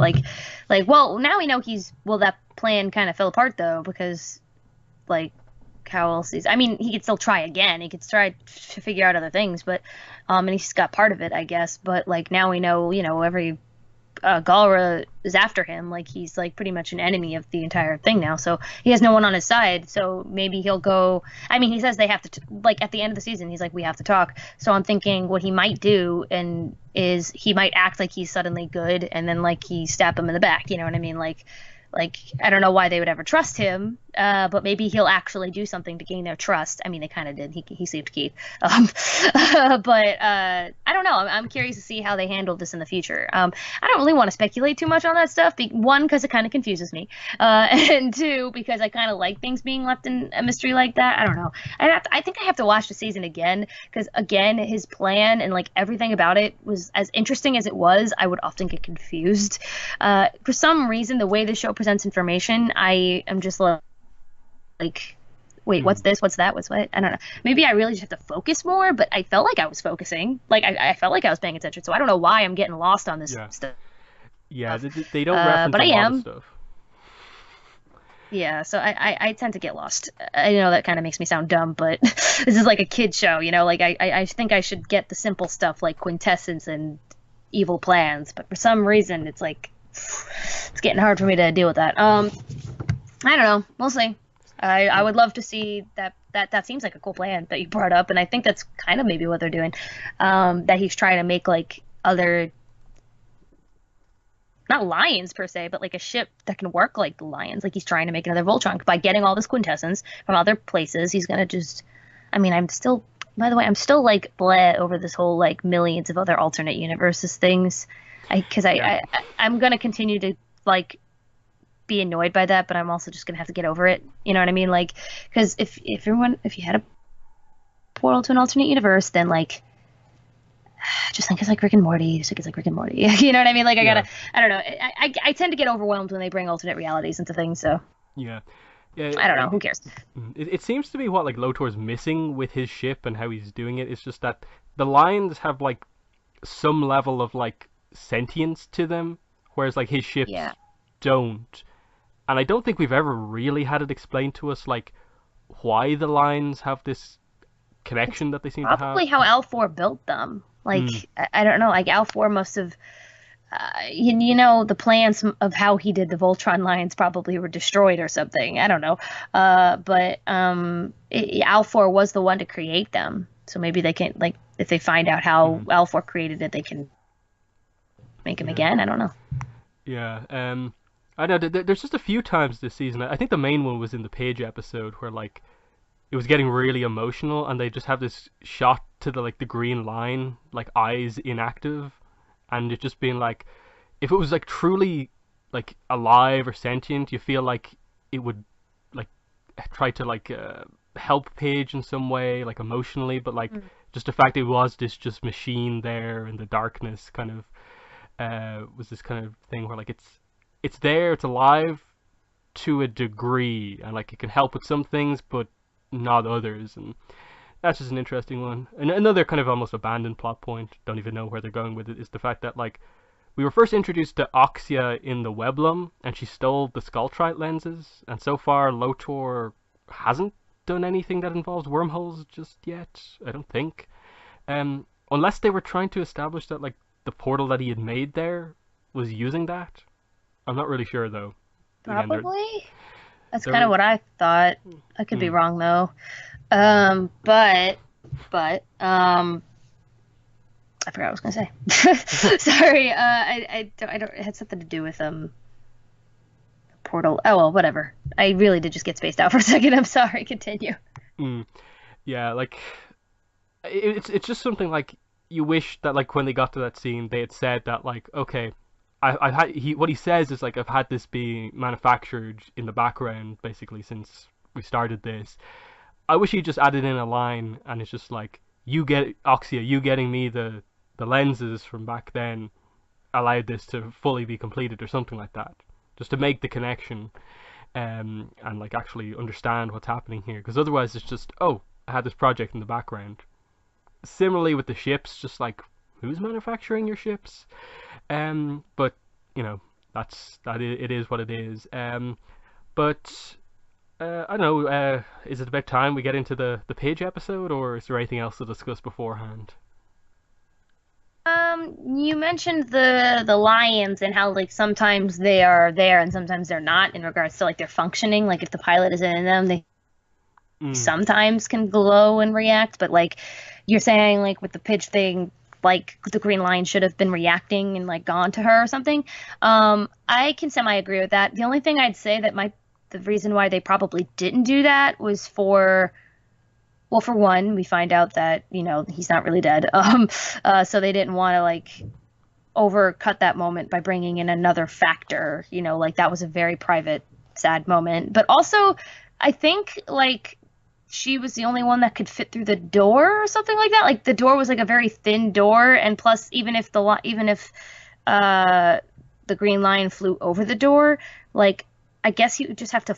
It was a burial ground. Like you don't want mm, to accidentally crush any of those stones. I think the idea is mm, that there's just not a place where the green lion should be. Like you shouldn't have a giant mm, robot walking around in a grave site. You know what I'm saying? Like I think that's why that didn't happen. That's my opinion. mm. Yeah, I don't know. Maybe it's just I'm trying to make the I suppose like the coldness of the scene. I suppose maybe that it was this really emotional moment, and they just cut back to I the green understand. line, and it just looks like a machine kind of stock still there. When there are times when it feels like there's like this really like friendly positive relationship between the lion and the paladin, but then it's like but there's kind of no emotional connection there in a way. Yeah, like how Blue was shutting out Lance. You know what I mean? Mm, Like yeah, why all of a sudden? Like the Lions do these things where you're like, we're best friends, and then like they'll like remember the Red Lion like continuously saving Keith? That was one of the funniest things about season two. Just like gotta go yeah. save Keith again, gotta go save Keith again. But at the same time, actually we never really seen. You know what I just realized? We never really seen like a goodbye scene to like Red and Keith. I just realized that. We've seen Lance say goodbye to Blue, but we never seen... Did we ever see Keith say goodbye to Red? Uh, no, because I think he's more like, I don't know. it's more on like, oh, I need to lead now. They kind of, yeah, they don't really focus much on him moving away from Red. Yeah. Oh, well. I know, well. Mm. But that's what I mean, I guess. The lions are mysterious creatures. That's just kind of how it is. I kind of actually prefer it that way. I'd rather not have them be like happy sidekicks. You know what I mean? Yeah. Like I kind of like that there's a sense of regalness to them. They are lions, you know.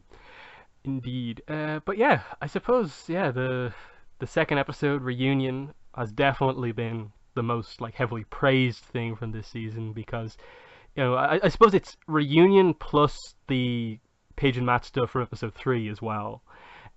Just the general kind of Matt reunion, return to Pidge kind of scenes. I definitely agree that I think this is like the best stuff from this season because I thought it was really good use of kind of flashback to kind of establish what their relationship was before now, and then kind of make that connection with like that it's still the same, but maybe some things have changed because of their experiences, and that like in the flashback, like kind of Paige, Katie is like she's still in school, like her father's gone away, Matt's going away, and then all of a sudden she finds him again, and suddenly she's the paladin of the Green Line and knows everything, and he's kind of the one in the dark. They made some really cool connections, like introducing the code just before, you know, she gets to his kind of gravestone, and then at the last second she realizes that's the code. And I just thought, like, you know, this show does really well when it uses flashback effectively, and this was another really, really good use of that because you had Paige go on this solo mission and showcase, you know, how skilled she is in terms of combat at times, but also just how clever she is. And yeah, just the reunion as well, I thought was just very, very emotional, and that like Matt is, we were kind of worried like if Matt is part of the rebellion now, is he maybe a kind of like darker person than he was before? But no, he's still the kind of goofball that he was before, and it was really, really nice and well done, and a needed moment for Paige as a character to get a, you know, a whole couple of episodes of focus. But what were your thoughts on Reunion, and I suppose just in general the Paige and Matt stuff? No, it's just fantastic. It's definitely the highlight. This is honestly probably one of my favorite episodes of the whole show. It's pretty much everything I've been wanting and did not expect. Like I had no idea this was coming. I was like, oh, it's time. Like we knew that like Matt was probably going to be discussed or maybe even seen in some form in the season because of like those leaked clips, the leaked image of like, you know, Pidge and Matt punching that guy or something like that. I've seen leaks of it, right? So I was like, okay, so Matt exists, he's alive, that'll be a thing. But I didn't expect all of this to happen in one really solid episode, you know, and I loved it. I thought it was great. I don't even know where to start. You know what I mean? Like you said, the flashbacks are placed so brilliantly. Like they're starting the episode with a flashback, you know, to get us into the idea of like how important Matt is to Pidge, you know, to Katie, and how I like how quickly they go through the ropes of how much she suffered for like in school for being ostracized, but she just loved her family and her older brother so much that she's able to do what she loves because her older brother is able to do it. So it's like, I got to do it too. You know what I mean? So I don't know. I just really liked the relationship. I really liked the dialogue, and I liked how they started with the flashback that leads into Team Voltron letting Pidge search for her brother. You know what I mean? I thought that was really good. And then just the pacing of this episode didn't feel rushed, unlike everything else I feel. You know what I mean? It felt like a very good contained story, you know, like her trying to find like her connection, like, oh, by the way, that was a clip at New York Comic Con if you didn't know. The clip where she's in the cloak and she talks to that guy and she's like, you're the only one that has this, so, and then fights the guy. That was all at New York Comic Con. So actually I kind of lied. I knew that there would be an episode where he searched for Matt, but I didn't expect it to all happen in like one episode. I thought it was going to be like a longer arc, but again, I'm not complaining. I thought that was cool. And actually, when I first saw that scene, I thought that was Matt. I was really confused. Like when like the clip started at New York Comic Con when she's wearing the cloak over her head, like I thought that was Matt, and I was like, what? And then she started talking. I was like, oh wait. But I think that's the point, though, is that she just really emulates her brother, you know what I mean? She kind of did that to get by. Like, she clearly loves this stuff, like, as Katie, but because of her ostracization at school, she kind of put on this mirror of her brother. She put on her, like, and when he left, like, to go up to space, she's like, I kind of even more so want to be like you. Like, that's why I like how she takes the glasses. You know what I mean? Like there's just a lot going on here, like, mentally and emotionally, and I just feel like it's so well done. I kind of don't even know where to. I just keep jumping around to different points because that's what's going on in my head. I don't really know how to, like, focus in on one point on this. But I mean, do you have a very specific? I already talked about how I thought that death of that rebel was a very impactful scene. You know, how she, even though she's searching for her brother, she takes priority on the rebels. I thought they were going to do this thing where she was, like, conflicted or not whether to help because she's looking for her brother, but I like how that wasn't even in question, that of course she's going to help these people, you know what I mean, even if it gets in the way of her looking for her brother, but then it actually helps her finding her brother. So I don't know, it's all still really great stuff. I think just in general, I like that this episode, while being the Pidge and Matt episode, is also kind of like the rebel introduction episode as well, that she encounters the rebels under attack by Galra, helps them, and so is kind of our way of being introduced to the rebels, and that obviously she finds Teosh and the whole supply mission that she has to go on, and she gradually finds these connections to Matt, and you get to, like, the big, I suppose, emotional graveyard scene, and you see, like, this is how many rebels have been killed, either in one battle or so far in this war. And it again gets across how many people have died, and the desperation from Pidge in that scene as she hopes, as she gets closer, that Matt's not one of them, and just that moment where she at least thinks for a while that it is. It's a very powerful scene because it has been something that this is like her whole reason for, like, you know, being here, in a way, that she wants to travel across the universe and find him to a degree, both him and her father.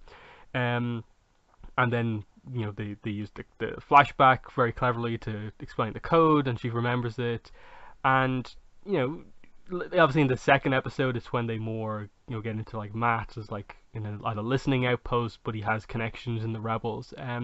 So, you know, it's good. Like, I wouldn't say the rebels are the most well developed like, aspect of the show, in that, like you said earlier on in the podcast, there's that kind of dog commander character who's, like, really important in the battle, but, like, we only are introduced to him, like, right in the middle of a battle, and no real explanation for, like, where he came from or all these connections. But just I thought effective that, like, Matt is part of the rebels, and they established that, like, he's been, like, a pretty important part of the rebels, and they just make all those connections throughout. I do think the graveyard scene is kind of, like, in a way, like, the standout scene from the episode in terms of, like, really heavy emotion and it being very well done, kind of highlighting that, like, this show can do scenes like this, but then it can also be, like, really weird with information and have all these writing issues, but when they really just are allowed to do what they want to do, they can do, like, excellent stuff like this. But anything you want to add about the episode? Yeah, no, just that I want to agree with you on the graveyard scene. Watching that part was really confusing for me because I knew the leaks, but the scene felt so heavy and so real that I was literally starting to question the leaks. I was like, wait, were those fake? Is this really that sad? Like, I like, it's kind of like what I was saying earlier, how I felt like this show presented such sad and dark information to you that it made me believe that bad things could really happen. Like you said, the weight of, like, how huge this grave is, you know, how huge this grave site is, that these tens of, I forgot the number the lady gave, but it was like 100,000 people or something like that for just one battle, and you're just like, oh my god. And the worst part is, you want to know what the worst part is? I was, like, doing, like, a typing live reaction. Maybe that's kind of why I was out of focus, but, like, I was, like, typing my thoughts, and I was like, oh, this place looks interesting. Like, nothing is hitting me at all. It wasn't hitting, it wasn't hitting me, like, at all where she was and, like, what it was. And then as soon as she walked into, like, walked into the big empty space, I was like, oh, it's a memorial. Oh, it's a memorial. Like, you know, I don't know how it didn't hit me like that meant he could be dead. You know what I mean? Like, I knew she was at a gravesite, but for some reason it didn't connect to me that I was like, wait, this is a gravesite. So like that actually made it even harder for me to watch this scene because it threw me for a loop. It didn't slowly I didn't slowly realize. It just kind of hit me. I was like, "Oh, wait, no." And then like she's obviously running, and the music, the voice acting, the animation, The cuts to flashback, yeah. the cuts to I was just about to say the cuts to flashbacks with their brother. I was just like, "No." Oh my god, I was a mess. I couldn't believe this. This and the Keith thing from later were like the biggest scares and sad parts of, I think, Voltron in general right now. So I know I give season 4 a lot of crap, but I'll give them that. You know what I mean? Like that's good stuff. And then I really liked the reveal of the birthday. That you noticed the birthday was wrong. I was like, how is this gonna like that didn't seem contrived. Yeah. You know what I mean? Then again, I don't understand why she didn't like punch her brother for that. Like what I mean by that is like, how do you not go there and be like, how dare you make me think you were dead by leaving a fake birthday at your gravesite? You know what I mean? Like, I'm surprised that didn't come up in conversation. Like, I don't know. I thought that I guess you would just never imagine that it would be his sister that would be the one to find him, you know? But it's just something where I'm just like, you caused your sister extreme emotional trauma by pretending to be dead and having this like, I don't know. It's such a phenomenal scene. I don't even know what else to say.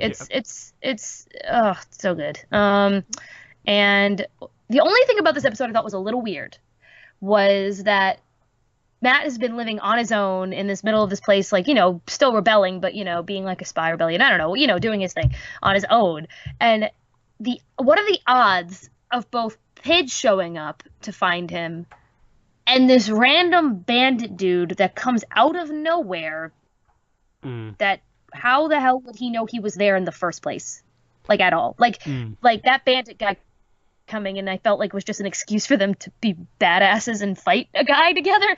Like it's just like, I am here for you to fight me. Like that was that not weird? I thought that was weird. They did have like a scene or two showing that like he was tracking Pidge, so that like he found his way to Matt because he was following Pidge.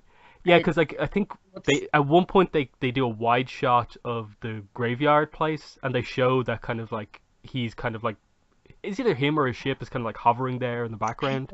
Okay, never mind what I said then. I didn't realize he was following Pidge. That was stupid on my part. I just thought he happened to find Matt at the same time. I was just like, what are the odds of this? But yeah, that would make sense. He was following Pidge. Duh. I really love the end of this episode. I like how it started and ended with a flashback. Yeah. I thought that was really smart. That, like, you know, we got the beginning of their story and the end of their story from their past. And just the best part to me was when she punches him in the arm and goes, you know, you come back or I'm going to come get you.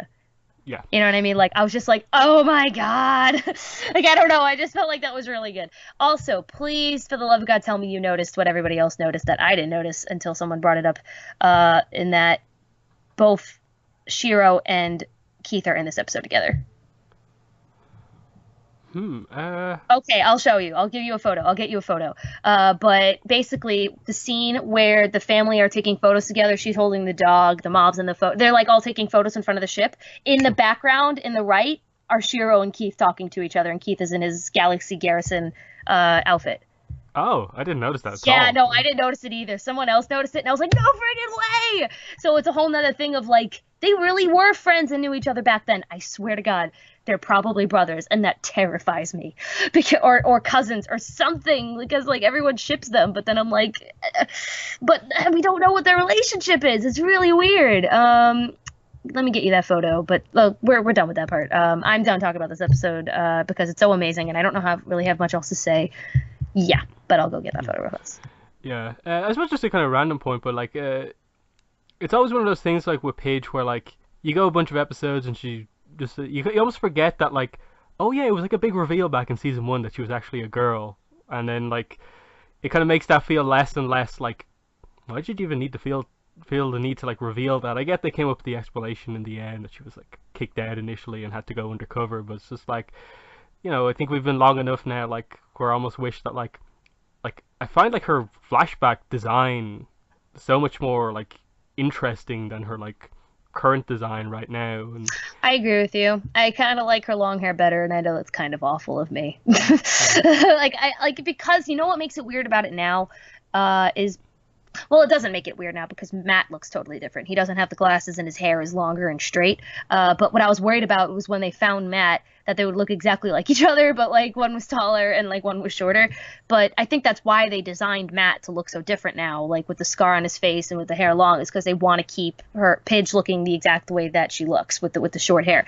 But I agree with you. It's like, well, now that we know that, you know, Matt's alive and Matt's back and everything's good and we know that she's a girl, like, I don't know, it's just how Pidge wants to express herself, so who the hell cares? But like, I agree with you in the sense that I really like her past design, and like, I'm kind of with you on that. But you know, this is who Pidge is, so it's gonna be, I don't think it's gonna change.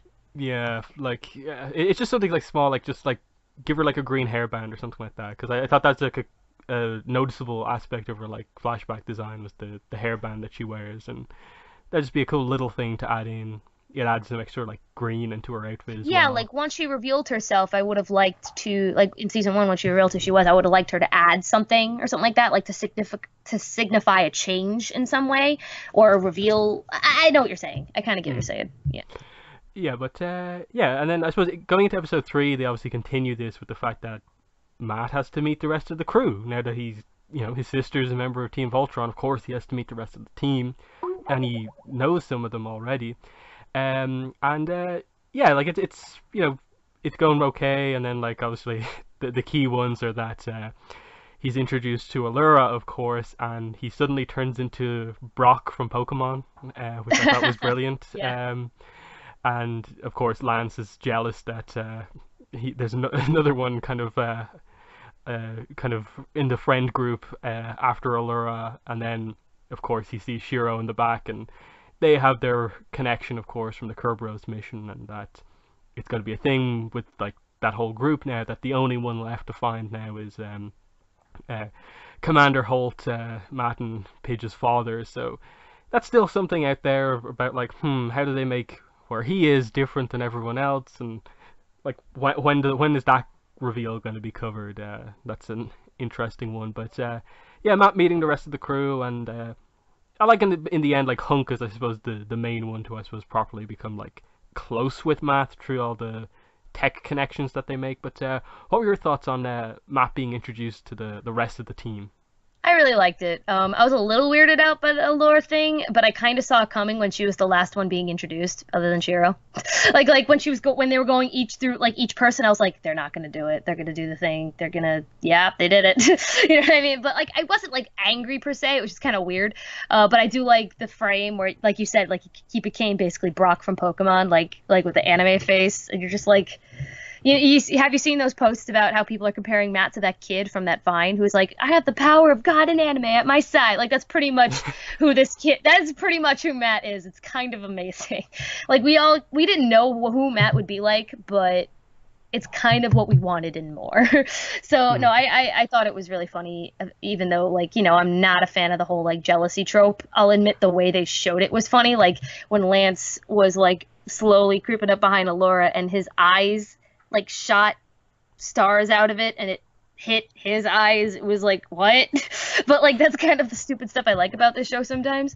The Shiro thing was great. That Lance is still sorry, I'm also like playing it without the sound. So Lance is still giving him like evil eyes, which I hope that's not a big thing. I hope that's resolved in like one episode where Matt saves Lance and then they could just get over it. I hope it doesn't become because they might turn this into a whole nother like, well, now Matt's replacing me. Like, because if you really think about it, and what I really like about this, another aspect I like about this show is that I actually always liked Lance and Pidge's back and forth. Like Lance kind of was sort of like an older brother to Pidge sometimes, if that makes sense. Like I've always noticed that, like in little lines here and there, that the way Lance and Pidge interact, it's like Lance is kind of like an older brother. So now it's like Matt comes back into the picture. He's all buddy with his best friend Hunk. He's likes Allura. He likes Allura. He's obviously the actual older brother to Pidge. So I imagine this isn't going to be ignored. If it is, that'd be kind of surprising, but I imagine it actually makes a lot of sense, and I didn't realize it made a lot of sense until it came. I was like, oh, this actually makes a lot of sense, so I'm wondering how this is handled. I'm wondering if this is going to feed into the Lance and security arc, too, but at the same time, I'm still like, really, we're going with the jealousy thing? All right, let's just see how they do it. Maybe it won't be cliche. It'll probably be cliche, but what are you going to do? But the Shiro union was great, and I absolutely door when she's showing off the castle, like her home. And Yeah. this is where we do this, and this is our zip line where we go down, and he's just all for it. There were a lot of people who were like worried that Matt would be like, but you're putting yourself in danger, my sister. And he's just like, no, you're the coolest sister ever. Best part, best part. This is our cow. And it's freaking Kaltenecker. I'm like, Kaltenecker's back. Yeah. I mean, we already knew he was back Yeah. because of the milkshake scene, but I'm so glad.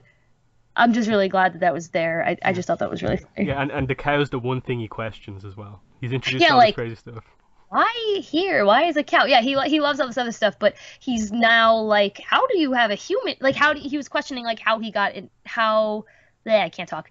There was an Earth animal Yeah. on the ship. Like what? How did you get a cow from Earth? You know, like that. So that which was just from that shop. What was that? What was that shop called? Area 51. That was really funny. Yeah. Yeah. Yeah. Anyway, that was great. I loved it. Yeah. I suppose with the romance stuff, like, I still don't feel that the show has really done any serious romance moments yet. So I don't know how seriously I take any of this, like, this character likes this character likes that character type stuff yet, just because they haven't seemed to in any way, like, given any real importance to any of it or created any issues really around it. This was very much a comedy moment, and while we know Lance likes Allura, he also does that around like nearly any kind of female character who's in any way attractive, and I assume they'll probably have Matt do the same. So I think it's more of a gag where we're probably going to have like two Brocks instead of one now, and maybe they'll do something, but I'm not really sure. Shay and Hunk is probably the only real proper romance stuff we have in the show. But yeah, overall very happy with kind of Matt's involvement in things, and I like that he while he can't be like super important for the entire season, he's kind of used at least for this entire season, in that like Pidge has Matt be her co-pilot when they do the cloaking thing on Voltron, and then he's part of like the rebel kind of fleet during the final battle.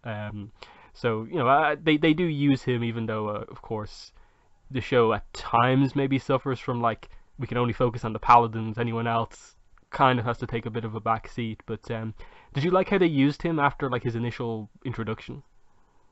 Yes and no. I don't really know how to feel. It's one of those things where it's like, well, what did I expect them to do with him? You know what I mean? Like what, like we've been waiting to like get Matt back this whole time, and we're like, yeah, Matt's gonna be in the show. But then I never stopped to think, but what are they gonna do with him once he's there? You know what I mean? So like, I guess I can't complain that he's like, I think it's a decent enough role that he's like part of the Rebel Squad ship fighting alongside Voltron, but like in regular ships. I think that makes sense. And I just don't, story wise, I just have no idea what they're gonna do with him. His role in like how he's helping, like create how they made the map that can track all the Galra ships. That was amazing. Like him being that extra brain that they needed to really get a step up against the Galra. I thought that was great. And him being, the rebel ships and stuff like that. I'm like, this is cool. But like story wise, I don't know where they're going with him, because it's like the whole point. Like for a long time, Matt was just that guy that needs to be found. You know what I mean? But now he is a guy that is here. So it's like, well, now what do you do with it now that he's here? So I don't know. I don't know what they're gonna end up doing, because like you put so much focus on how important he is to Pidge, but now that he's just like around again, that drama is over.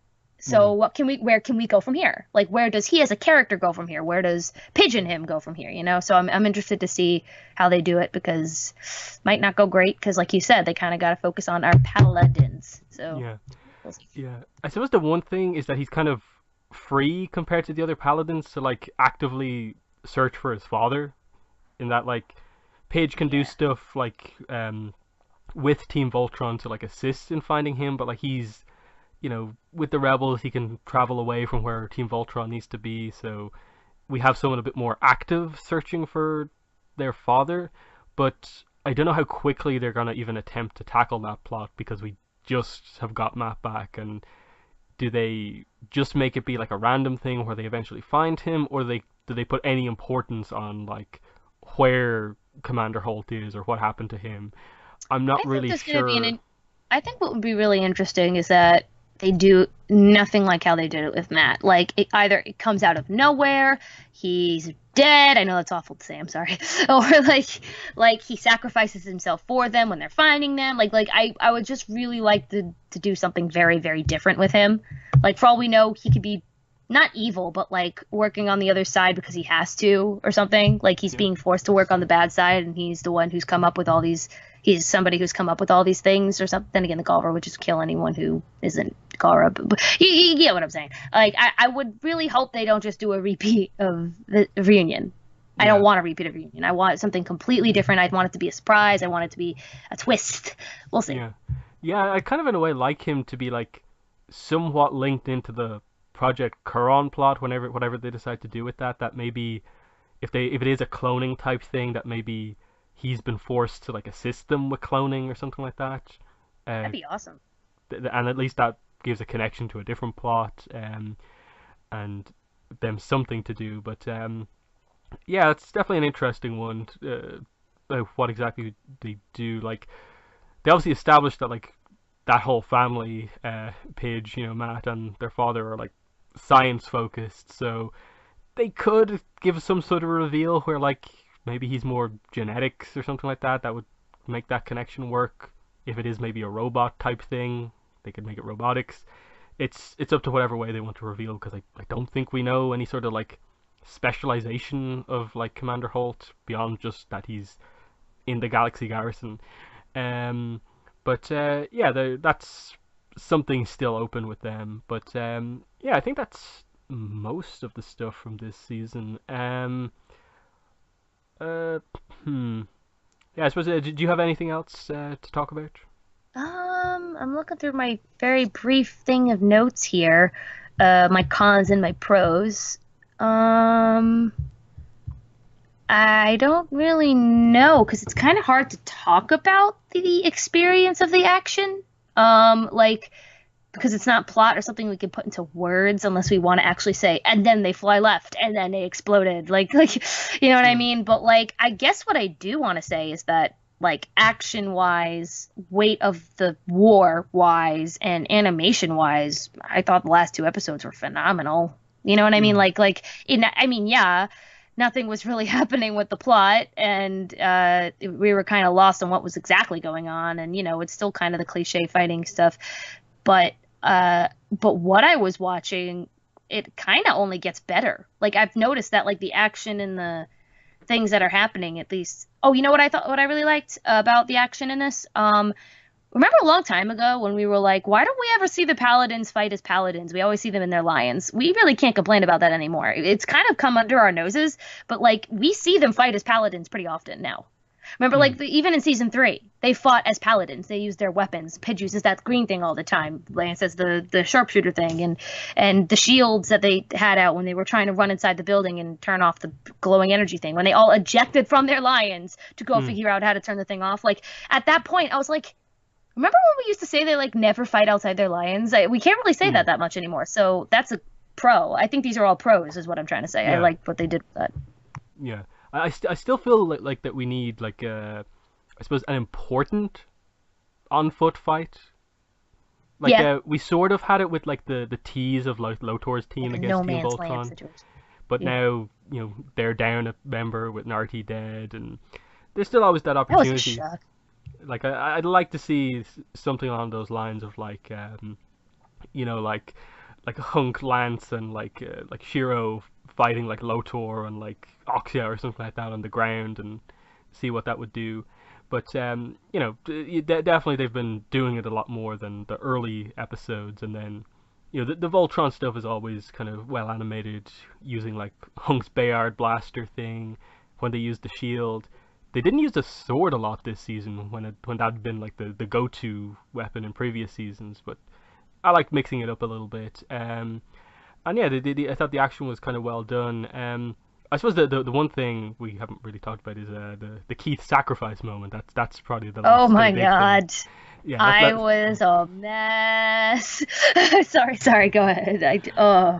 Yeah, this is the last big moment to talk about, and I like the setup for this in that Allura's big connection with Voltron scene and power up was just to get them out of like the atmosphere of Noxella. It wasn't to like win a fight really.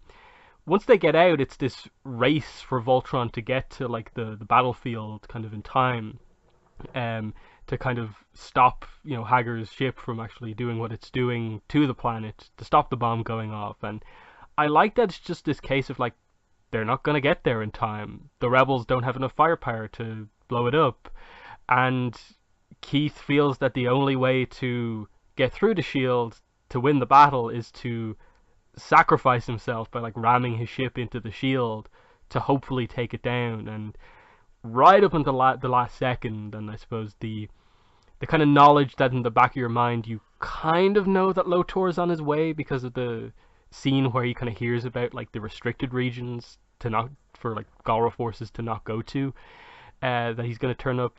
It's still a really impactful scene because Voltron's not going to make it. You can't really see any other way out of this, and that he makes this decision of just like sacrifice. And it's kind of like in a way the setup from like the other Blade scenes of like previous characters that have been with him on his teams. Yes. Making sacrifices, and here he is about to make his sacrifice. And yeah, it was really, really well done. And I think also the fact that kind of in a way Lotor saves Keith when Keith has been the one most focused on like finding Lotor and hunting him down was like a really shocking thing for Keith to kind of have to reveal to the group that like I didn't do it, it was Lotor, which I thought was very interesting. Where they'll go with it from here I think is going to be interesting with Keith, but just him making that decision I thought was very interesting to see, like that he just was willing to do that. But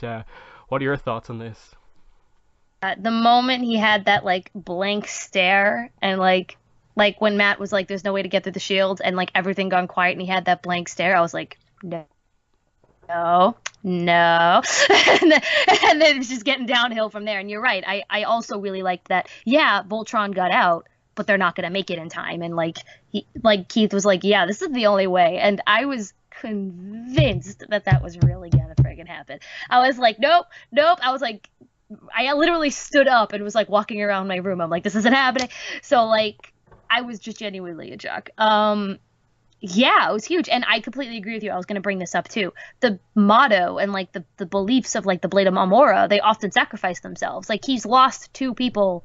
3, actually. We have 3 Blade of Malmora people who sacrificed them, not died per se, sacrificed themselves for a bigger goal. So he's just kind of got this mindset now of like, well, there's only one way to. You ever see that meme? Guess I'll die, like with like the guy with the 2 hands up. I don't know if you've ever seen that meme, but like now everyone's using that with Keith. I guess all that, which is like awful. But like that's what happened here, and I was just like, oh my god. And Team Voltron has no idea. They have no idea. And I'm starting to wonder, I don't know if they will, because the only person that knows is Matt. And I don't know if Matt's going to bring that up. Like, are they just not going to bring up the fact that Keith almost killed himself? Like, if Team Voltron knew that, they would have been like, Karan what the hell? What? Doesn't Karan know? You see, like, his shock face? Oh, you know what? That could be true. I thought that was Karan reacting to, like, I don't know. I don't know what Karan is reacting to there. I couldn't tell like which part of the battle he was focused on. You could be right. He could have, but I don't think Karan was able to hear the ship, Keith's ship. Yeah.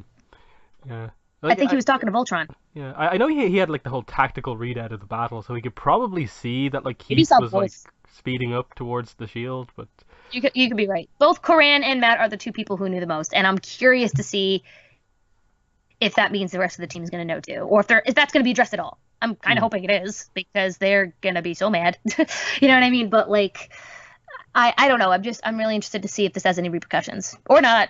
It might not ever be talked about again. You know, like the fact that he's part Galra, and like, that was just never addressed. Yeah. You know what I mean? So I wouldn't be surprised if this wasn't addressed. But oh my god, yeah, I was a mess. And Lotor coming in, I completely forgot I'm pretty sure I just forgot Lotor existed at that moment because I was just too freaking out on that moment. It was so well done. Like the animation, the pacing of it, the music, and particularly the moment Lotor comes in.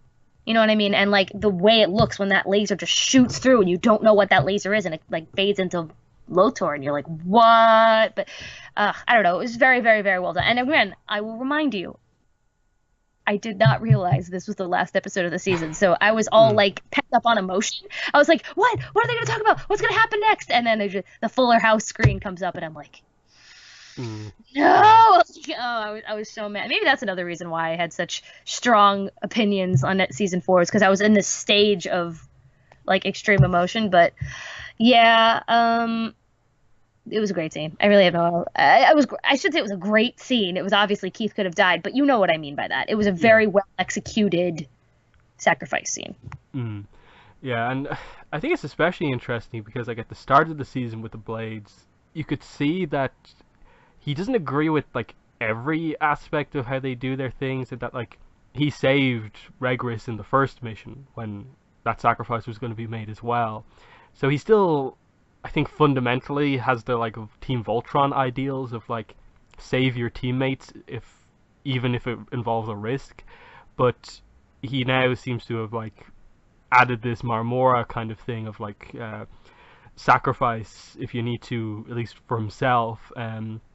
And then I think the other thing with Keith is just he mentions in the first episode that he has to leave to go on this month-long mission that could keep him away for ages. I'm assuming that hasn't happened yet, but it's also weird because it's not really clear how much time has passed because there is a gap where like it seems like a bunch of stuff has happened and then they eventually like communicate with the Blades over like the intercom thing and they can like Keith is there and they've been on some sort of a mission investigating stuff. So I'm not really sure if it's a case of like that mission is over or not. I thought that was still happening. Like the moment I thought like he went on that mission like right after he said that mission existed.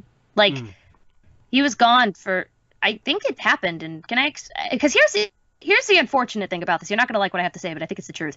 I think 6 months probably passed because I think that show thing where they were like going around doing different shows every day, that probably lasted a good month. And then there's like all these other things that could happen. I think a decent amount of time went by and I don't like that, but I think that's kind of the probably the truth. I don't mm, really know. Like I'm curious to see how much time has gone by with how they react to Keith again. Like I think we'll get an idea of how long it's really been once we see Keith like, step onto the castle again. mm, And even if it's not to, because they communicate to Keith through communication. I think they were on their mission. I think he was away. I think he was. It had started. I don't know. Maybe you're right. Maybe the mission's over. Maybe it ended early because of everything that's going on. I don't know. But I think it has happened. I think it mm. was happening. But again, the show fails to give us any information half the time. Any logical information. So I don't know. Yeah, because I think in a way one of the weaknesses of like the end is just that like because of the way the mission ends, like was it a success? It wasn't a full failure, but like do they have a third of the Gara Empire now under coalition control? Um, Sure that it was a success. I think it was a neutral thing. Like no one mm, really won that day. I'm sure they succeed. I think it's more of a success than a loss. mm. What were they fighting for again? This is what I mean. Yeah, Like the idea was that they set it up at the start that there's this line of planets that basically cuts off a third of the Galran Empire, and the only planet that's blocking that line from basically taking out that third is Noxella. So if they take that, they basically cut off like a full supply path for a third of the empire. But because of how it ends, and like Noxella is just this kind of uh, like uh, dormant bomb basically now. uh, That's not really the safest section of the galaxy, and that like they don't know for sure that that won't go off again. So there's always going to be this kind of real security around that area about like evacuation. I suppose is always going to be ready to go just in case. I think that's the problem, in that like they had to very quickly suddenly like expand the scope of like the good guy forces in a very short amount of episodes and be like, okay, all of a sudden we have like 15 different species completely on our side. In that like there is that really quick montage where you could interpret it as like all these species taking over Noxella, but I think the idea was that the attack was much bigger than we focus on, and that like species attacked like at least 7, 8 planets in that line that they were talking about. Um, but that's them being very vague with the information and what we're actually being shown. But there was that bit in the middle of the battle where they showed like the that species where like their planet was crumbling apart from like last season, them fighting and all these other ones. But yeah, the tactically it was like I get what you're doing, but it's not the most effective way at portraying some of this stuff. So like I kind of wonder like where does next season start? Of course, it has to start with the talk with Lotor and whatever happens there. But like, where are we in the battle now, really? Because like Zarkon is now like laser focused on just like Lotor basically. Hagar is like one of her plans has failed, but now she's kind of back in play again. So I think that's perhaps one of the only weaknesses of just like very murky where we are really in terms of like the war going into the next season. But what are your thoughts on, I suppose, the where things lie at the end of this season going into next season? I really have no idea. I'm pretty sure the only thing I can think of is a regrouping of everybody and how the team reacts to Lotor. I've seen a lot of funny jokes of like, uh, Lotor here, like Zuko here. You know what I mean? Like how the team are they even really going to talk? Are they just going to attack him? I mean, I doubt that they're going to straight up attack him because he did technically save them, so they have no reason to believe that Lotor is like completely on the Galran side because he blew up the Galran ship, and he's probably going to explain to them, "I'm outcasted from my entire I'm like they want to kill me." You know what I mean? So they'll be like, okay, but we also kind of want to kill you. You know what I mean? Yeah. I'm interested to see like how that's handled. I'm assuming that's immediately what they're gonna get into. They can't just like take us on another Koran drug trip for the first episode. Like we gotta get to that immediately. I just don't know I don't know what it holds from here. If they actually, I'm curious to see if they address the Keith's sacrificial suicide thing, what they're gonna do with Lotor, and where do we go from here? I'm still curious how they're handling Shiro being the Black Lion instead of the Keith being the Black Lion, and if that's ever talked about again. Or if he's just permanently part of the Blade of Malmora forever. Like you don't like there's so much that's up in the air. There's so much that's up in the air. I really don't know. Yeah. Yeah, like the main thing I saw was that people almost expecting that like Lotor would be talking to everyone, and then like Oxia and the other two generals would show up, and there'd be like this conflict between those two as like they all kind of need Team Voltron's help, but there's obviously this betrayal that's just happened between Lotor and his team, so no one knows who to trust or anything like that. Because obviously, as I said earlier on, there is that plan that group seems to have, and I kind of get the sense you want to keep those two comet ships together to a degree, unless you're really going to like create an arc around Lotor's generals and have them do something on their own that's separate for Lotor for a while or what. Not entirely sure though. And then yeah, with the team, yeah, it's definitely where to decide to go with Keith next is definitely important. Will they immediately jump into doing something with him or not? Because it's kind of been this thing since the smaller seasons have happened where we've just started off with something big for Keith. It's just like last season, you're the leader now. It's this the season, Keith show. yeah, It's pretty much, and I even like Keith a little bit more now, but that's still like the creators claim that they're gonna have like little focuses and stories on all the characters. I'm like, you liars! Like it's just been like Keith. It's just been the Keith show for like yeah, the whole time. yeah, I don't know. And it's weird because like I guess you need a main character in something, but Shiro and Keith are constantly battling on who to be the main character while everybody else is just kicked to the dust. I guess Allura's in that competition a little bit too.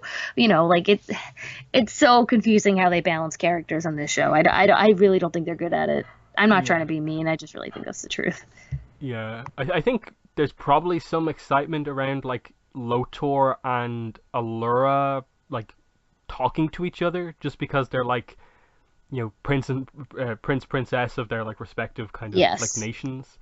So that could be interesting because if you were going for like an Avatar type thing of like the new generation type thing of like Alfor and Zarkon are like Sozin and like Roku, and then this is Aang and Zuko. Maybe, but is that too Avatar? Will they do something different? I'm not sure, but it'll be fun either way, and that I almost assume like Allura will be the main one to talk to Lotor initially, and see where things go. Maybe she knows more about him, but she's been out of action pretty much for a lot of time. But then again, we still don't know when Lotor was born. He could have been born like 10,000 years ago and kept on ice for a while, which could explain why his mother is on Irva and not Hagar, but that still needs to be explained. Not really sure other than that, but all I know is that like I'd be shocked if the opening episode of season 5 is like a hunk centric episode that like is this big character moment for him. I'd be absolutely shocked because I don't see where that's coming from right now. I'd like that, but I don't see it happening. Similarly with Lance, I can't see it happening, but I would want Lance something like that. the way they're handling Lance annoys me because he's like always on the cusp of maybe becoming relevant and then not again. Like it's weird. It's like he's above Hunk in that stuff, and sometimes even above Pidge when it has nothing to do with Pidge has nothing to do with her brother. You know what I mean? When we didn't have the brother subplot or whatever, but like he's like clearly also just degraded down to the not important. Like he's in the middle. That's what makes it frustrating. It's Yeah, like you're this close to maybe doing something with this character, and then you not like dive nose down, but like you just don't. He's just constantly.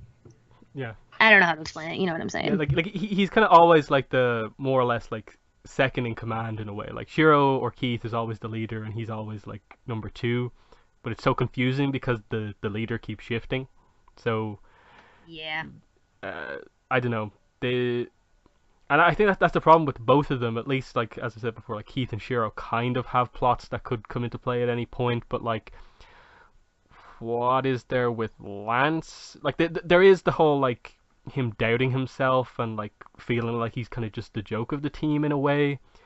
But that's kind of also the same thing with Hunk in a way, especially after the humorous Hunk character in the episode. Like, is that how everyone sees Hunk? Like, they could also do the same thing with him. So I don't know. Maybe they could do something where it's like a dual episode of just like Lance and Hunk both like want to be treated more seriously, and they go on a mission or something like that. That could be fun because their dynamic was pretty good in the underwater episode. That was Lance and Hunk, wasn't it? Yeah, that was Lance and Hunk. That Yeah. was the So Lance and Hunk. That was the Lance and Hunk episode, which was a fun one that yeah, I liked, even though it was not that consequential to the plot. They tend to put them in situations where like they do stuff. They don't really get a lot of character development. They're fun, but they don't get a lot of character development, and it has nothing to do with the overall plot. Like the Slav episode. You watch that episode again. I've seen that episode a lot actually, just because I thought the stuff was so funny and it had more Lance development. But it like ultimately did nothing for the plot. Like you know what I mean? Like it's like mm, they can't seem to find a way to integrate Lance and Hunk into something that affects the plot and affects their character development. They just don't know yeah, how to do it. It's really weird. yeah. And this is where I'm kind of wondering, like, when are they going to like reintroduce Earth back into things? Because it feels like we're talking about these huge things, like a third of the galaxy, like we'll travel here on the wormhole, but like apart from once or twice mentioning that like maybe when all this is over we'll go back to Earth, no one's mentioning Earth. Like have the Galra not noticed that like the only humans are like the Paladins of Voltron, and like made the connection that like maybe we should go after their homeworld? Because episode 1 started with like kind of Galra activity around Earth. Like, is it just gone? I'm kind of almost waiting for that moment where like a report comes in that like Galra are attacking Earth, and maybe that's when you can bring things back into play with like a Lance family plot or something like that, a Hunk family plot or something like that. Bring the Galaxy Garrison back into play or something like that. That's kind of what I'm thinking at this point. But I don't know. Do you have any thoughts on Earth coming back into play? I agree with you, but somebody asked that question at New York Comic Con as one of the questions at the panel, and they kind of gave that whole maybe, but not really answer. Like they kind of gave that vague, we're not going to tell you, it's spoilers, or we're not going to tell you because it's not going to happen type of answer. You know what I mean? Kind of like what they do with all the shipping questions. So like, I don't know. I kind of got the vibe of that's really not on our radar, but we'll get to it. Like I don't know. They might. They didn't seem like it wasn't like completely where they were like, we might do it. It wasn't like super bad, but like I kind of got this vibe of if it's going to happen, it's not going to happen anytime soon. That's the vibe I got. Not that it was off the table. I think they even said it's not off the table, but like I don't remember. I can't remember the whole answer to the question. Did you know about that? Did I tell you, by the way, that they were stuck on an elevator for the first 10 minutes? I think you did. You might have like said it in the Facebook message. I think. Fun fact, everyone. The New York Comic Con Voltron panel started 10 minutes late. We were all very confused why it started late. And then when they all came onto the stage, they're like, "How you doing, everybody? A lot better now that we're not trapped in an elevator." Like at least like 30 people were trapped in this big elevator that got stuck. Oh. Like, if they didn't get out, the panel would have just been canceled. like they were trapped in there for like an hour. But they had to be like get on stage, like get on stage. So that was a thing that happened. So maybe that's why they were a little bit off. They were still having fun, but like it was like you kind of felt bad for them. They were like clearly not wanting to. They wanted a break. But I don't know. Fun fact, guys, that happened. I guess. Yep. I suppose like one of the final things is that the Paladin Handbook book has come out since we did our last Voltron podcast, which gave us the ages of some of our characters, not all of them. For the most part, none of them being too crazy. I think Shiro's age being 25 was kind of like, okay, nice to know that it's not kind of really young 20s and it's not older than that.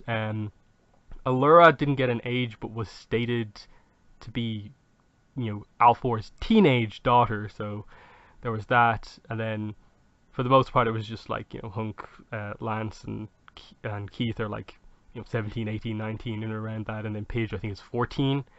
I know a lot of talk was in previous seasons about like what ages are the characters actually, but do you have any thoughts on finally getting some of the ages? Yeah, no, I really like that we got this information now. It's all season 2 relevant. If anyone cares, like around that time that book was written, it was like in between season 1, season 2. Like the information in that book is relevant to season 1, season 2, if that makes sense. So they still, Lance was still in the Blue Lion, Keith was still in the Red Lion. You get the idea, right? So, so that's kind of annoying to me. Not annoying. I understand it takes time to make these things. So, but it's just one of those things where that's kind of what I don't like about these information books is that like they're going to be outdated in like less than a year. Yeah. Not outdated, but like ages and roles that they play. I have a Steven Universe book that is the exact same thing.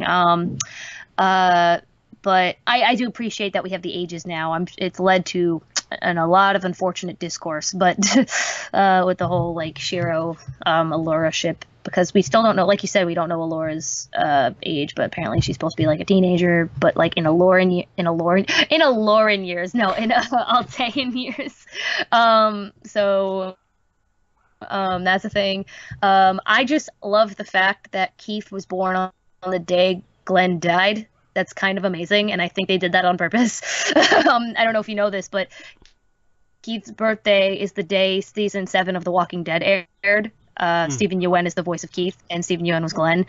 So people are saying like the day Glenn got killed on Walking Dead, and then he started voicing Keith. Like I don't know. I think that was done on purpose because like the birthdays mean nothing. You know what I mean? Like they don't have any meaning. So like it's just funny to me that's a thing.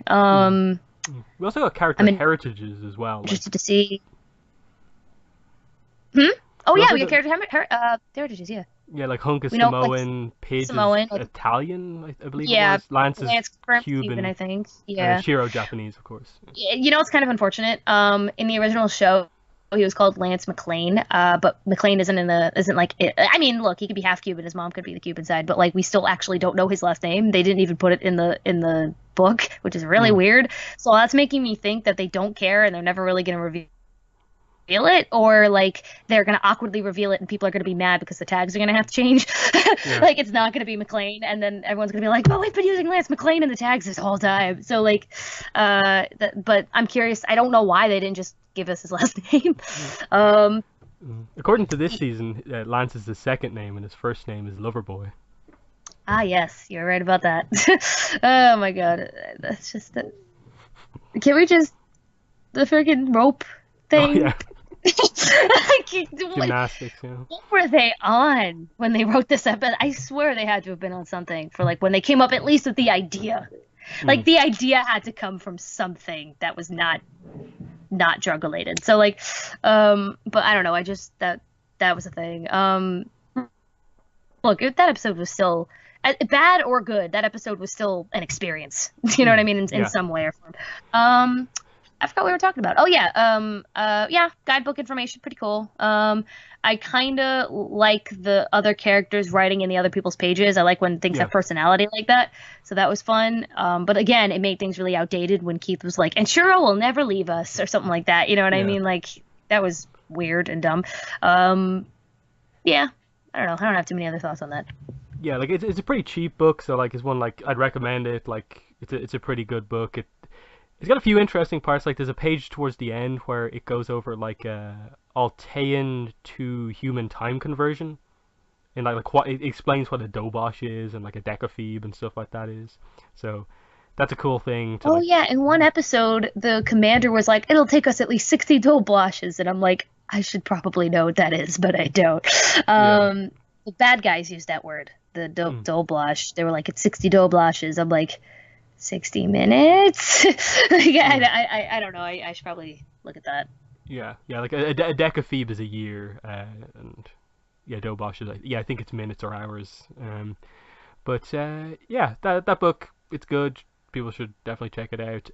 The Voltron, the second season of the comic book has started. Issue 1 is out. I wasn't particularly happy with it. I think it's only set after. I think it's either just before or just after the original Blade of Marmora episode, so it's still back in like season 2. Um, and it seems like it's just a kind of another kind of tie-in comic. There's a mission. There's these cat people. They go there.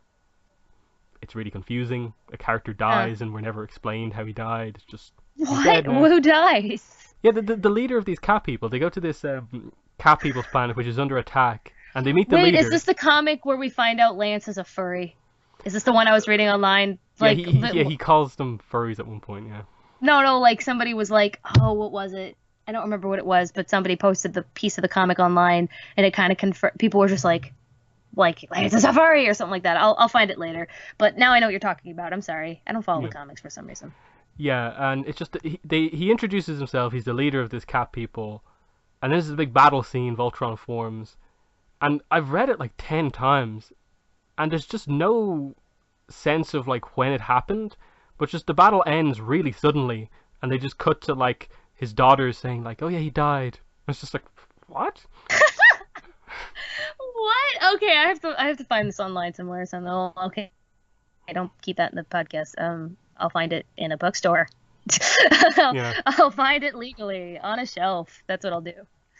Uh, yeah. So I don't know. It's a weird one. The art I don't think is as good as the first comic series. I'm not sure if that's because there were problems with the artists or what, but I haven't seen as much positivity for this second series as the first one. But oh you well, know, it's it's not. gonna happen.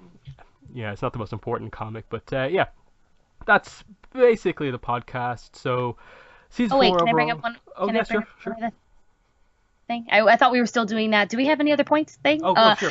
Something I completely forgot to mention. This is the last one, I swear. It's literally the last thing I had. Round of applause to actually having female Galra commanders. Oh yeah, yeah, yeah, yeah. That was yeah. We saw like 2 or 3 of them, I think, this season. Yeah. Yeah, like the entire second half of the season was really cool designed female Galra commanders. We thought half the time we were like, are all Galra men?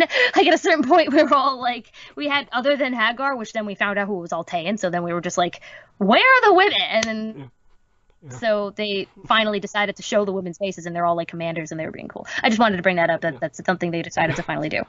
Yeah, I think it's become sort of a meme, just that like every male commander in the Galra Empire is either like accused of treason, uh, actually like working for the rebels, is a Blade of Marmora, or just dies at some point because it's at the point now where just like, are there any male commanders left?